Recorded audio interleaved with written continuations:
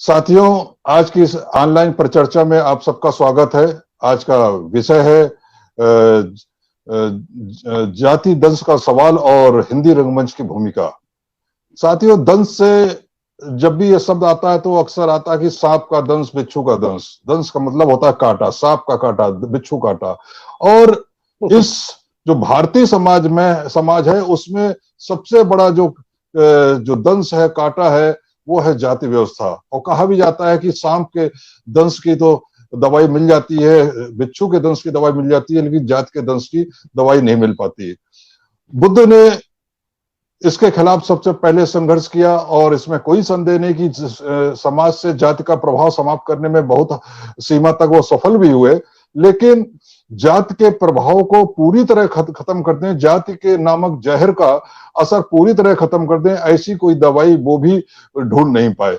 मध्य युग में गुरु नानक, संत कबीर, संत रविदास, ये इन लोगों ने इसके खिलाफ आवाज उठाई। और 19वीं शताब्दी में जेतुआ फुले साहब ने तो इसके खिलाफ आवाज उठाते समय इसकी जड़ तक गए और आर्य द्रविड़ संघर्ष से इसकी उत्पत्ति उन्होंने ढूंढी। उन्हीं के संघर्ष को बढ़ाते हुए बाद में बाबा साहब अम्बेडकर ने जाति व्यवस्था के खिलाफ अपनी आवाज उठाई और उन्होंने संघर्ष को बहुत आगे तक बढ़ाया, जिसको कि आज भी हम लोग उसको आगे बढ़ाने का प्रयास कर रहे हैं। बाद में मानवर काशीराम भी उसमें आए। और बाबा साहब अम्बेडकर ने जब उन्हें संविधान लिखने का मौका मिला तो उन्होंने जाति व्यवस्था पर सबसे बड़ा प्रहार करते हुए संविधान में मौलिक अधिकारों में पहला स्थान समानता के अधिकार को दिया। और एक ही प्रावधान से जो हजारों वर्षों से जाति भेदभाव का, जाति असमानता का व्यवस्था जो इस देश में चली आ रही थी, उन्होंने कम से कम राज्य के सम्मुख, कानून के सम्मुख उसको समाप्त कर दिया और ये व्यवस्था दी कि कानून के सम्मुख जाति के आधार पर, धर्म के आधार पर, रंग, लिंग, भाषा के आधार पर कोई भेदभाव नहीं किया जाएगा। लेकिन ये एक विडंबना कहा जाएगा इस समाज की, भारतीय समाज की, कि संविधान लागू हुए आज 70 से अधिक वर्ष हो गए हैं, लेकिन फिर भी जाति का प्रभाव इस समाज से खत्म नहीं हो रहा है। जाति का कांटा जो है आज भी बार बार चुभन अपनी देता रहता है समाज को। जब भी साथियों, ये इतिहास गवाह है कि जब भी किसी देश ने किसी दूसरे देश पर आक्रमण करके उसको अपना गुलाम बनाया, किसी कबीले ने दूसरे कबीले पर आक्रमण करके उसे गुलाम बनाया, तो वो शासक और शासित वर्ग होता है, उसके बीच में जो संबंध होता है वो मालिक और गुलाम का संबंध बहुत दिनों तक नहीं रहा। कुछ दिनों में ही जो शासक और शासित वर्ग के बीच में भाईचारे के संबंध हो जाते हैं और आपस में शादी ब्याह करते हैं, और तभी उनका शासन लंबा चल पाया। और जिन जातियों ने भी, जिन कबीलों ने, जिस देश ने भी अपने शासित देश पर मालिक और गुलाम के संबंध को लगातार बनाने का प्रयास किया, तो उस देश के प्रजा ने, उसके देश की जनता ने उस ऐसे शासकों के खिलाफ विद्रोह किया और उनको जड़ से उखाड़कर अपने देश की सीमा से बाहर निकाल कर फेंक दिया। इस देश में भी जब कुषाण आए, शक आए, तो वो भी यहां पे जब शासन किए तो शासक और गुलाम, मालिक और गुलाम के तरीके के उन्होंने संबंध यहाँ की, इस देश की जनता से नहीं रखे और उसमें घुल मिल गए। ये बात दूसरी है कि उनको भी यहाँ की सामाजिक व्यवस्था में शामिल कर लिया गया, वो एक अलग बात है। लेकिन जब आर्य जो इस देश में आए, जो जाति व्यवस्था का मूल है, मैं वहां पे आना चाहता हूं कि आर्य जब इस देश में आज से 4,500 वर्ष पहले आए और उन्होंने इस देश के लोगों को के ऊपर शासन शुरू किया, तो शासक और शासित का ही संबंध उन्होंने नहीं रखा। इस देश की जो शासित वर्ग था, इस देश की जो आम समाज था, इसको जो उन्होंने जब गुलाम बनाया तो वो गुलाम लगातार बने रहे और कभी विद्रोह ना कर पाए। इसके लिए उन्होंने वर्ण व्यवस्था रूपी एक व्यवस्था इस देश में थोपी, और वही वर्ण व्यवस्था शुरू में 4 भागों में बटी हुई थी, बाद में हजारों जातियों में बट गई। इस देश के समाज को 6,000 से अधिक जातियों में बांट दिया गया और उनके साथ न केवल भेदभाव किया गया, बल्कि उनको भी आपस में लड़ाया गया, एक दूसरे के साथ भेदभाव करना सिखाया गया। इसका परिणाम ये हुआ कि इस देश का जो बहुसंख्यक समाज है वो शिक्षा से वंचित हुआ, हथियार रखने से वंचित हुआ, संपत्ति रखने से वंचित हुआ और धीमे धीमे अपना इतिहास भूल गया। और वो भूल गया कि वो इस देश के, उसके वंशज, उसके पूर्वज कभी इस देश के शासक थे। इस देश में अगर जब कभी बाहर के लोग आए, जैसे मैंने बताया कि कुषाण और शक लोग आए, तो उनको भी समाज के ठेकेदारों ने अपनी वर्ण व्यवस्था में शामिल कर लिया, उनको क्षत्रिय घोषित कर दिया। इस वर्ण व्यवस्था रूपी जो ये गुलामी की प्रथा है, इसका सबसे अधिक नुकसान जो झेलना पड़ा इस देश के एक ऐसे वर्ग को झेलना पड़ा जो जिसको कि शुरू में उन्होंने वर्ण व्यवस्था में ही नहीं रखा, चारों वर्ण से बाहर रखा। मनु ने जब मनुस्मृति में उसने पांचवा वर्ण ही मानने से इनकार कर दिया, और इनको अति शूद्र भी कुछ लोगों ने कहा, या पंचम कहा गया, या आउटकास्ट इंग्लिश में कहा गया। और एक तरीके से व्यवहार के आधार पर इनको अस्पृश्य कहा गया, अछूत कहा गया। पशुओं से भी बदतर जिंदगी इस समाज को झेलनी पड़ी, जो कि इस देश की जनसंख्या का 20 से 22% हिस्सा, आज भी 22% हिस्सा है, या कह सकते हैं कि लगभग 24% हिस्सा है अगर अभी आज फिर से जनगणना की जाए। और पेशवा के समय तो यह हाल थी कि इनको मनुस्मृति बड़ी कठोरता से लागू की गई। मनुस्मृति, याज्ञवल्क्य स्मृति जो लिखी गई थी वो वर्ण व्यवस्था को कानूनी रूप देने के लिए लिखी गई थी। उन स्मृतियों को लागू करने का प्रयास पेशवा के समय किया गया कठोरता से, कि जिससे कि, और वो भी खासतौर पर अछूत वर्ग पे लागू करने का प्रयास किया गया। उनको कहा गया कि वो जब भी नगरों में प्रवेश करें तो वो अपने गले में हाड़ी बांध कर निकले, जिससे उनका थूक जमीन पर ना गिरे, पीछे झाड़ू बांध कर निकले, जिससे कि उनके पैरों की चिन्ह जो है जमीन रोड से साफ होते रहे। ऐसी व्यवस्था के खिलाफ ऐसा नहीं है कि इस देश में कभी विरोध के स्वर नहीं फूटे। जैसा कि बताया मैंने, आप सब जानते हैं कि बुद्ध से लेकर कबीर, फुले, बाबा साहब अम्बेडकर, ज्योतिबा फुले, साहू मारा, तमाम हमारे महापुरुष हैं जिन्होंने इसके खिलाफ आवाज उठाई। ऐसी कुरीतियों के खिलाफ जब भी विद्रोह होता है या विरोध के स्वर उठते हैं, तो वो खाली महापुरुषों के विचारों में ही नहीं आते हैं, साहित्यकारों के जो अपने विभिन्न समूह पे जो साहित्यकार होते हैं, वो भी अपनी साहित्यिक रचनाओं में ऐसी कुरीतियों के खिलाफ लिखते हैं। लोक गीतों के द्वारा विरोध के स्वर समाज में उभरते हैं, और ऐसे ही प्रतिरोध के स्वर उभरने के लिए या प्रकट करने के लिए, अपना प्रतिरोध जताने के लिए एक सबसे सशक्त माध्यम अगर माना जाता है तो वो रंगमंच भी माना जाता है। लेकिन ये इस देश की विडंबना ही है, इस देश का दुर्भाग्य है कि वह रंगमंच जिसकी सामाजिकता, ये कहा जाता है कि वो किसी वर्ग विशेष की सामाजिकता नहीं होती है, वो इंसानियत पे, मानवता पे आधारित सामाजिकता होती है। और रंगमंच का उद्देश्य ही होता है कि वह समाज की कुरीतियों को समाज के सामने रखे और ये प्रस्तुत करते समय समाधान भी दे कि इन कुरीतियों से कैसे बाहर निकाला जाए। लेकिन इस देश का जो रंगमंच जिस वर्ग के हाथ में रहा, वो हमेशा जाति मानसिकता से ग्रसित रहा, और चूंकि जातीय मानसिकता से ग्रसित रहा, इसलिए उसने जाति के सवाल को कभी भी रंगमंच पर आने नहीं दिया। क्योंकि वो जाति के सवाल को अगर रंगमंच पर लाता तो वो उसके विरोध में तो बोल नहीं पाता, और इतनी हिम्मत कभी हो नहीं सकती कि उसके समर्थन में बोले। इसलिए मोस्टली ज्यादातर रंगमंच के जो भी नाटककार हुए हैं, जो निर्देशक हुए, उन्होंने जाति के सवाल से अपने को हमेशा दूर रखा। जब महाराष्ट्र में इस व्यवस्था के खिलाफ जब आवाज उठी, मराठी रंगमंच रहा। मराठी रंगमंच अगर देखा जाए सामान्य रूप से तो पहले से स्टार्ट हो गया था, लेकिन अगर सामाजिकता के आधार पर देखा जाए तो उसकी शुरुआत ज्योतिबा फुले साहब के तृतीय नेत्र नाटक से हुई। लेकिन अगर दक्षिण भारत में देखें तो वहां पर चाहे आप बाबा साहब अम्बेडकर के आंदोलन का प्रभाव कहें, या ज्योतिबा फुले साहब के आंदोलन का प्रभाव कहें, या महापुरुषों के आंदोलन का सामूहिक प्रभाव कहें, कि वहां पर दूसरे समाजों ने भी जाति के प्रश्न को उठाया।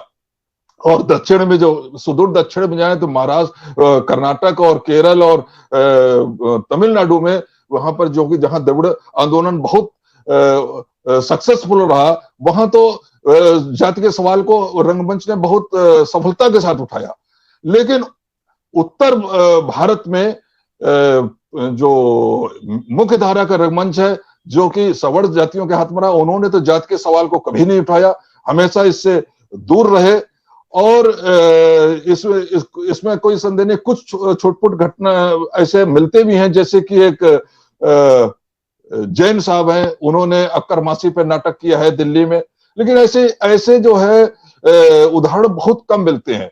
यहां तक कि जो दलित समाज और बहुजन समाज से जुड़े हुए जो रंगकर्मी आए, या जो नाटककार आए, निर्देशक आए, उन्होंने अवश्य कोशिश करी कि समाज की पीड़ा को, जाति के सवाल को हिंदी रंगमंच में उठाया जाए, लेकिन उनको एक तरीके से अलग थलग करके रखा गया। कभी उन्हें मुख्यधारा में प्रवेश नहीं करने दिया गया, या कहा जा सकता है कि वो अभी प्रवेश करने में उतना सशक्त माध्यम नहीं बन पाए कि वो मुख्य धारा पे कब्जा कर सकें या जबरदस्ती अपना हिस्सा छीन सकें, जैसा कि दक्षिण भारत में हुआ।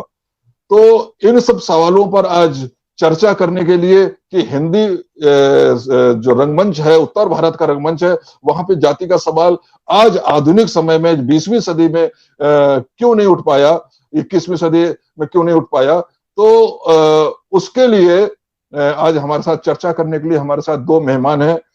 राजेश कुमार जी, जो कि प्रसिद्ध नाटककार हैं, इनके नाटकों ने पूरे देश में जो है तहलका मचाया है और तमाम अवार्ड जीते हैं। और इनके नाटक, सारे नाटक जो है सामाजिक विषयों पर आधारित रहते हैं, चाहे जय रैदास खल्लास चमारा हो, घर वापसी हो, इस तरीके के बहुत सारे नाटक रहे हैं। और ये इनका पूरा जीवन नाटक के माध्यम से रहा। इनके सिखाए हुए तमाम रंगकर्मी बॉम्बे में, बॉलीवुड तक में गए हैं। और आज भी जब वो सरकारी नौकरी से रिटायर हो गए हैं तो अभी भी लगातार रंगमंच पर ही काम कर रहे हैं। दूसरे हमारे अतिथि हैं श्याम कुमार जी, जो कि लखनऊ से हैं और प्रख्यात रंगकर्मी तो हैं, अंबेडकरवादी भी हैं, रंगकर्मी भी हैं और खुद नाटकों के निर्देशक भी हैं। अपने नाटक खुद भी निर्देशन करते हैं। बहुत सारे नाटक हैं इनके जो कि सामाजिक कुरीतियों पर स्थापित हैं, या हमारे जो पुराने जो साहित्य है, जिनमें विभिन्न दलित और ओबीसी के जो नायक आते हैं, उन नायकों को इन्होंने सजीव चित्रण करने का प्रयास अपने नाटकों के माध्यम से किया। आप दोनों लोगों का स्वागत है इस परिचर्चा में। सबसे पहले मैं राजेश जी से के पास चलूंगा। राजेश जी से ये पूछूंगा कि राजेश जी, आप ये बताएं, क्योंकि आप जो है उत्तर प्रदेश में भी सक्रिय रहे हैं, अब आप दिल्ली में आ गए हैं, एनसीआर में आ गए हैं, और आपका दक्षिण भारत से भी संपर्क रहा है। तो आप ये बताएं कि क्या कारण है कि जब आज जो लोग नेता भी, राजनेता भी, वो भले ही अंदर से जातीय मानसिकता से ग्रसित हो, लेकिन कम से कम व्यवहार में जब वो कार्य करते हैं तो अपने कार्यों में कोशिश ये करते हैं कि ये दिखाने का कोशिश करते हैं, चाहे भले वो नाटक हो, लेकिन दिखाने का बस कोशिश करते हैं कि वो जाति विहीन समाज की का पक्ष लेते हैं, पक्षधर हैं, जाति पर विश्वास नहीं करते हैं। भले अंदर से विश्वास करते हो, लेकिन कम से कम ऊपर से तो यही कहते हैं कि नहीं भाई, मनुष्य मानव मानव एक समान। तो नाटकों में मानव मानव एक समान, जात के आधार पर भेदभाव नहीं होना चाहिए, इन प्रश्नों को क्यों नहीं उठाया गया, कहां पे कमी रही? और दूसरे, हमारे जो बहुजन समाज के जो रंगकर्मी हैं या नाटककार हैं, वो उनको क्या क्या कठिनाइयां आई हैं इस हिंदी रंगमंच की मुख्य धारा में घुसने में, वो अभी तक अलग थलग क्यों पड़े हुए हैं? आप अपने विचार रखें।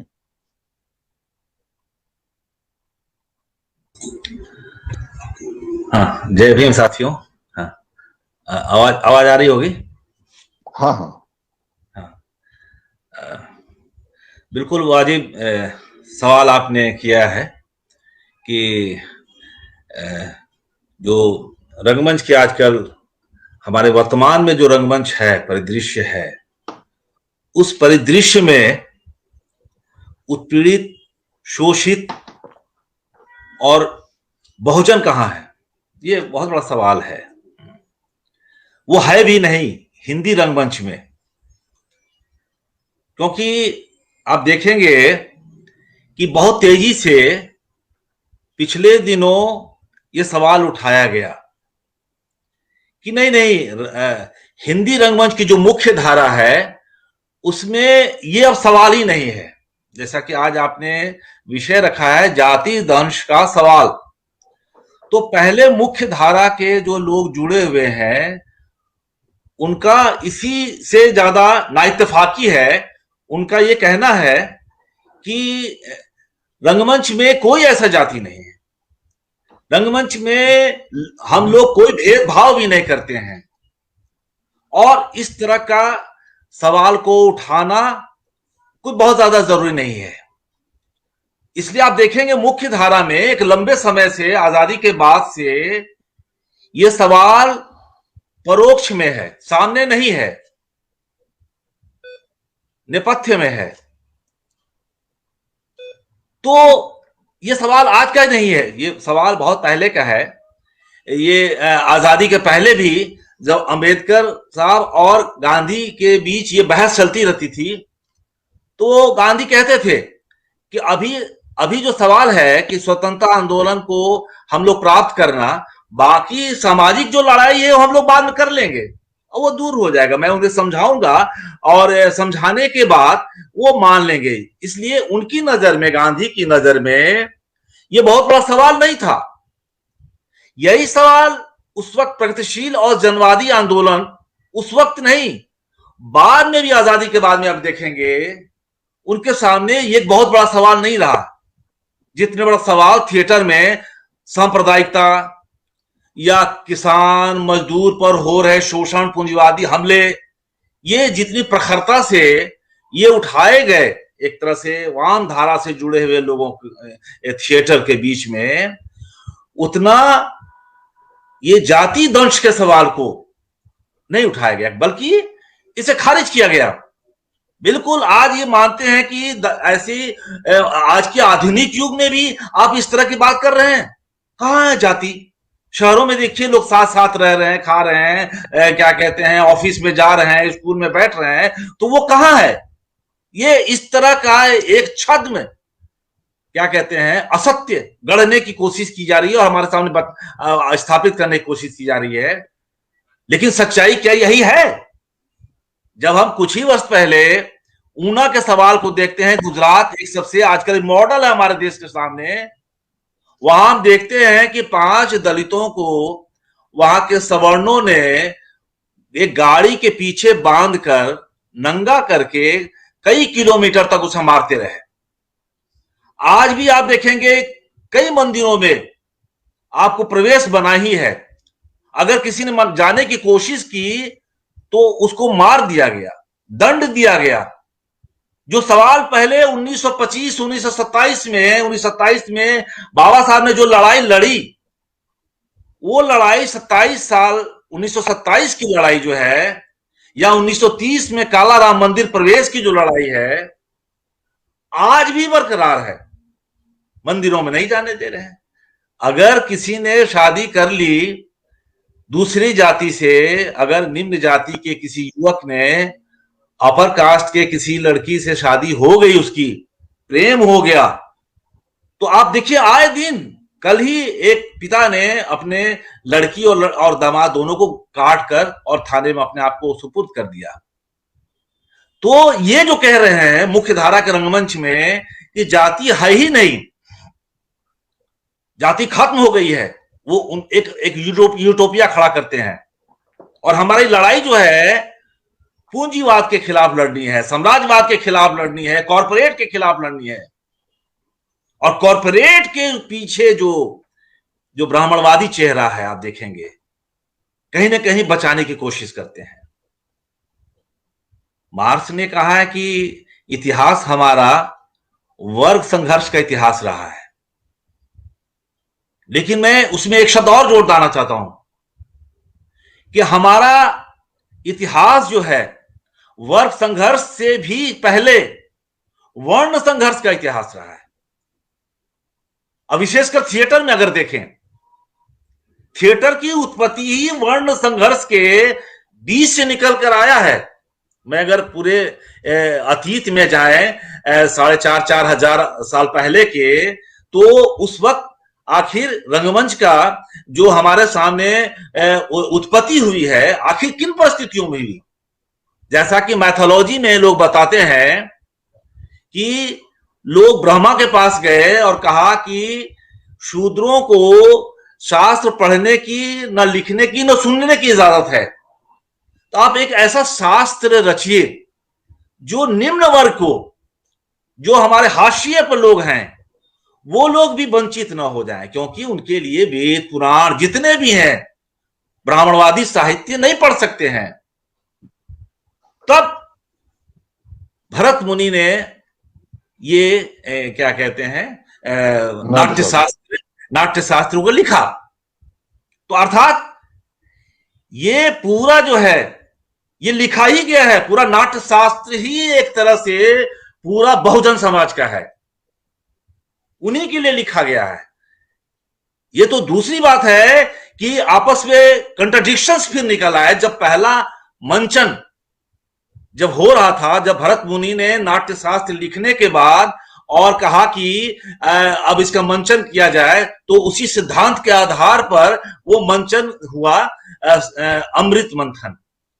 उसमें जब सब लोग बुलाए गए, सूर असुर देवतागण सब लोग आए देखने के लिए, लेकिन लोगों के अंदर जो अभिनय करने वाले अधिकतर देवतागण थे, उनके अंदर कहीं ना कहीं असुरों के प्रति जिस तरह से द्वेष था, जिस तरह से वर्णीय विभेद था, उन्होंने नाटक में दिखाया और दिखाया कि जो है अपने देवता लोगों का यशगान किया, और असुरों का उन्होंने उसमें बहुत ही क्रूर चेहरा दिखाया गया, जिसका विरोध विरूपाक्ष ने मंच पर उसी वक्त किया था।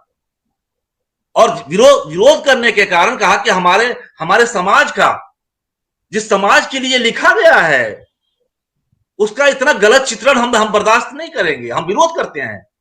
तो इंद्र ने वहीं पर विरूपाक्ष और जो विरोध करने वाले जो असुर थे, राक्षस थे, आदिवासी थे, मूल निवासी थे, वहीं पर उनका शमन किया, वध किया। और तब घोषणा की गई, ब्रह्मा ने कहा कि अब रंगमंच ऐसा होगा बनाइए जहां पर दीवारों से घिरी हुई हो, ताकि ये लोग प्रवेश न कर सके, और उसकी रक्षा जो करेंगे देवता लोग अपने अपने दिए गए हथियार अर्थात अग्नि, पवन और तमाम जो है उनके बड़े अच्छे अच्छे हथियार के द्वारा इसकी रक्षा की जाएगी। उसी दिन से मैं मानता हूं कि जो मंच, रंगमंच एक खुले में था पहले, उसमें कोई वर्ण भेद नहीं था, उसमें सूर असुर सब समाज के लोग थे, उसको उन्होंने भाग दिया, दो भागों में भाग दिया। अर्थात मंच होगा, अब मंच होगा तो एक स्टेज जो मंच होगा वो मंच और देखने वाले नीचे होंगे, अर्थात मंच पर जो काम करने वाले लोग होंगे, दर्शकों से उनसे दूरी होगी, एक रिश्ता होगा। और वहीं से बंटवारा होता है कि आगे ब्राह्मण बैठेंगे, क्षत्रिय रहेंगे, उसके पीछे वैश्य रहेंगे, और अशूद्र जो है समाज में सबसे पीछे बैठने को दिया जाएगा। तो ये जो हमारा पूरा, मैं ये उदाहरण इसलिए दे रहा हूं कि जो लोग कहते हैं कि हमारे रंगमंच में जाति नहीं है, उसको कहने के लिए मैं उदाहरण पेश कर रहा हूं। नाट्य शास्त्र के अंतिम अध्याय में एक उदाहरण है, उसको वो बहुत महत्वपूर्ण उदाहरण है कि उस वक्त भरत मुनि के जो शिष्य थे, भरत मुनि के शिष्य आम लोगों के बीच में जाने लगे थे, लोक में जाने लगे थे। तो लोक में जाने से जब उन्होंने वहां से जाकर और समाज की चीजों को एक बार मंचित किया लोगों के बीच में, ऋषियों और ब्राह्मणों के बीच में, तो ब्राह्मण नाराज हो गए। उन्होंने कहा कि अब तुम इतना होशियार हो गए कि अब हम पे व्यंग करोगे, ब्राह्मण पर व्यंग करोगे, हमारे दो चेहरे को सामने लाओगे, जाओ आज शाप दे रहा हूं, आज से तुम सब शूद्र हो गए। और उसके बाद तभी से रंगकर्म करना एक शूद्रत्व का माना गया। जैसे शूद्र का काम होता है सेवा करना, खेती करना, हल चलाना, जानवर चलाना, उसी तरह से रंगमंच का काम करना यह शूद्र का काम है, यह घोषित कर दिया गया। तो आप देखते हैं कि रंगमंच को किस तरह से, जो एक बहुजन समाज के लिए लिखा गया था, गढ़ा गया था, उसको किस तरह से एक बहुत ही निम्न माना गया। यहां तक मनु ने कहा है कि जो रंगकर्मी काम करते हैं, रंगकर्मियों के साथ उठना बैठना नहीं चाहिए। स्त्रियों के बारे में, दलितों के बारे में तो बहुत कुछ कहा, इन्होंने इनके लिए भी कहा कि इनके इनके क्या कहते हैं, इनका खाना भी नहीं खाना चाहिए, अगर खाना खाया तो आपकी जाति भंग हो जाएगी।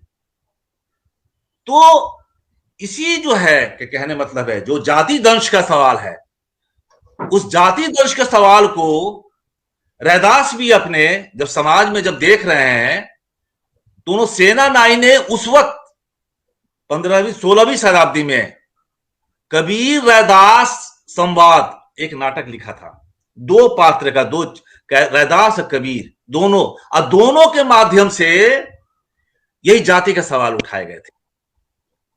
तो अगर कहें अगर लोक में, तो सबसे पहले शुरुआत इस धारा की, दलित चेतना की, बहुजन चेतना की, मूल निवासी चेतना की रैदास ने प्रारंभ कर दी थी उस सदी में, जिसका बाद में तृतीय रत्न की जो आपने चर्चा की है, मैं उसे पहले पूरे देश में जो है इस तरह का एक मुकम्मल नाटक के रूप में लेता हूं तृतीय रत्न को, जिसमें दिखाया गया है कि किस तरह से ब्राह्मण वर्ग, एक ब्राह्मण आके किसान वर्ग जोशी आके किसान पटेल की वो धर्म का आडंबर दिखा के, क्या कर्मकांड दिखा के उसके सारे पैसे लूटने की कोशिश करता है। तो ये फूले साहब ने इस नाटक के द्वारा पूरे सामने ब्राह्मणवाद को लाने की पूरी कोशिश की थी। उसी का प्रभाव हम आने वाले दिनों में, जो आगे उन्होंने गुलामगिरी, किसान का कूड़ा, सत्सार, ये जो मराठी में जो खेले गए, कहीं ना कहीं उसकी क्या कहते हैं गमक धमक हिंदी क्षेत्र में भी आया होगा, और हिंदी क्षेत्र में आया होगा तभी भारतेंदु के जो अंधेर नगरी चौपट राजा और हिंसा हिंसा न भावती और जाति परमो धर्म, भारत दुर्दशा, ये चार नाटक जो प्रमुख नाटक हैं, उसमें ये सवाल बहुत मजबूती से उठाया गया है। हिंसा, जाति परमो धर्म में उन्होंने ब्राह्मणवाद पर इतनी चोट पहुंचाई है भारतेंदु जी ने। वो कह रहा है, वो प्रहसन भाण के माध्यम से, कि तुम कहो तो 1 मिनट में किसी आदमी को, मैं ब्राह्मण को शास्त्रों के द्वारा निम्न से निम्नतम पहुंचा सकता हूं, और अगर तुम पैसा अगर दोगे तो मैं निम्नतम से तुम्हें उच्च तक पहुंचा सकता हूं। तो बड़ा उस भाण फॉर्म में भारतेंदु जी ने जातिवाद पर बहुत गहरी चोट पहुंचाई है। आगे उसकी परंपरा जयशंकर प्रसाद में नहीं दिखती है, वो राष्ट्रवाद उनका मुख्य मुद्दा बना रहता है। लेकिन अछूतानंद हरिहर जो ये कानपुर के रहने वाले हैं, जो उन्होंने 1922 से लेकर 32 तक जो आंदोलन किया, एक सामाजिक भूमिका थी, लेकिन एक थिएटर में भी जो भूमिका थी उनकी, वो अपने थिएटर के द्वारा दलित थिएटर बनाया था। उन्होंने नाम ही रखा था दलित थिएटर, और उसमें कामगार लोग थे, दिन भर काम करते थे और शाम को नाटक करते थे। उनके नाटक को देखने के लिए दूर दूर से आते थे। राम राज्य न्याय, मायानंद बलिदान, ये 2 नाटक तो उनके बहुत मशहूर थे। साथ ही साथ कई योजनाएं उनके नाटक में और लिखने की थी। तो हमारा कहने मतलब है कि ये जो हिंदी में जो है, हिंदी में क्या कहते हैं, हिंदी रंगमंच में इसकी क्या भूमिका हो सकती है जाति तोड़ने की, ये हमें दिख रहा है। अच्युतानंद हरिहर के साथ अगर हिंदी में ले तो, मराठी में तो अगर देखे तो 1936 में उस नाटक की चर्चा होनी चाहिए, दक्षिण का दिया, जब बॉम्बे थिएटर में हुआ था, तो उसमें बाबा साहब भी थे उपस्थित, और इतनी भीड़ थी देखने वालों की कि धनंजय कीर ने दर्ज किया है कि एक चींटी की जगह नहीं थी, चींटी की भी जगह नहीं थी। सही बोल रहे हैं। हाँ, इतनी भीड़ थी। और उन्होंने कहा कि ये नाटक इतने सशक्त हैं, जो पेशवा के काल में जो क्या कहते हैं दलित और बहुजन समाज के लोगों के बीच में शूद्रों की जो स्थिति थी, नारकीय जिंदगी जीने के लिए मजबूर की जाती थी, उसका इतना अच्छा चित्रण, और साथ ही साथ उसके प्रतिरोध की धारा भी जो उसमें दिखाई देती है। तो वो उन्होंने कहा कि मैं इतने भाषण जगह जगह देता हूं, लेकिन मेरे भाषणों से ज्यादा महत्वपूर्ण ये नाटक है। मेरे 10 भाषणों के बराबर एक नाटक है। इन्होंने इतना अहमियत अजय दी। जी, हाँ।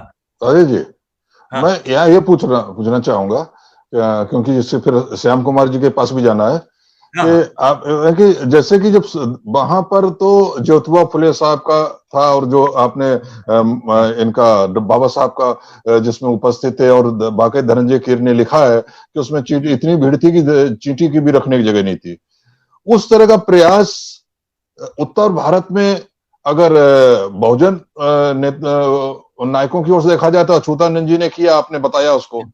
लेकिन क्या कारण है कि वो ना तो बहुजन समाज के लोग उसको उस सीमा तक आगे बढ़ा पाए, और जो भारतेंदु जी ने जो कोशिश करी, ठीक है, जयशंकर प्रसाद ने उसको समाप्त कर दिया। वो एक हाँ। तरीके से उन्होंने जबरदस्ती, जैसे आज राष्ट्रवाद का मुद्दा उठाया जा रहा है, वही तरीके से जयशंकर प्रसाद ने भी रंगमंच पे राष्ट्रवाद का मुद्दा उठा के जानबूझकर जाति के सवाल को नीचा करने की कोशिश की। लेकिन ठीक है, भारतेंदु युग तो पीछे हो गया ना, आज तो उसके बाद तो दुनिया बहुत बदल चुकी है।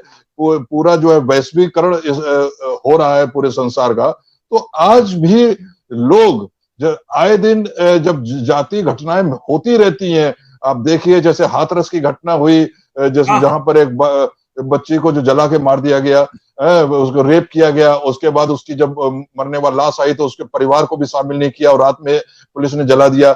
इस अभी आगरा में घटना देखिए कि वहां पे चिता पर से लाश को हटा दिया गया, सवर्णों के लिए यहाँ पे आप नहीं कर सकते। इसके अलावा प्रियंका बहुत मांगे खैरलान जी घटना है, हाँ। राजस्थान की तमाम घटनाएं, ऐसी घटनाएं रोज आए दिन होती रहती हैं। तो क्या हाँ। आज भी हमारे जो रंगकर्मी है, जो मुख्य धारा वाले, वो क्या हाँ। सोए हुए हैं? उनको समझ में नहीं आता है केवल कह देने से कि जाति कुछ नहीं है, हम सब बराबर हैं, हम यहाँ किसी, आप कोई बहुजन समाज का कोई व्यक्ति आपके यहाँ पात्र के रूप में या काम करने के लिए, नाटक में काम करने के लिए आ रहा है, उसके साथ आप कोई भेदभाव नहीं कर रहे हैं, वो एक अलग चीज है, अच्छी बात है अगर आप दिल से नहीं कर रहे हैं। लेकिन समाज में जो कुरीतियां हैं, समाज में जातीय अत्याचार है, उनको आप अपने नाटकों में क्यों नहीं दर्शा रहे हैं? इस पर आप थोड़ा संक्षिप्त में बोले तो फिर हाँ, मैं बिल्कुल। श्याम कुमार जी के हाँ। पास जाऊंगा। हाँ, श्याम कुमार। देखिए, बल्कि मैं वहां आ रहा था। तो उसका जो प्रभाव पड़ता है हमारे हिंदी रंगमंच में, हिंदी रंगमंच में 1958 के बाद, है ना। और होता क्या है कि न आने का जो कारण है, हमारे हिंदी रंगमंच में जो दलित दंश का सवाल क्यों नहीं उठ पा रहा है, उसके पीछे क्या कहते हैं, कुछ कारण है।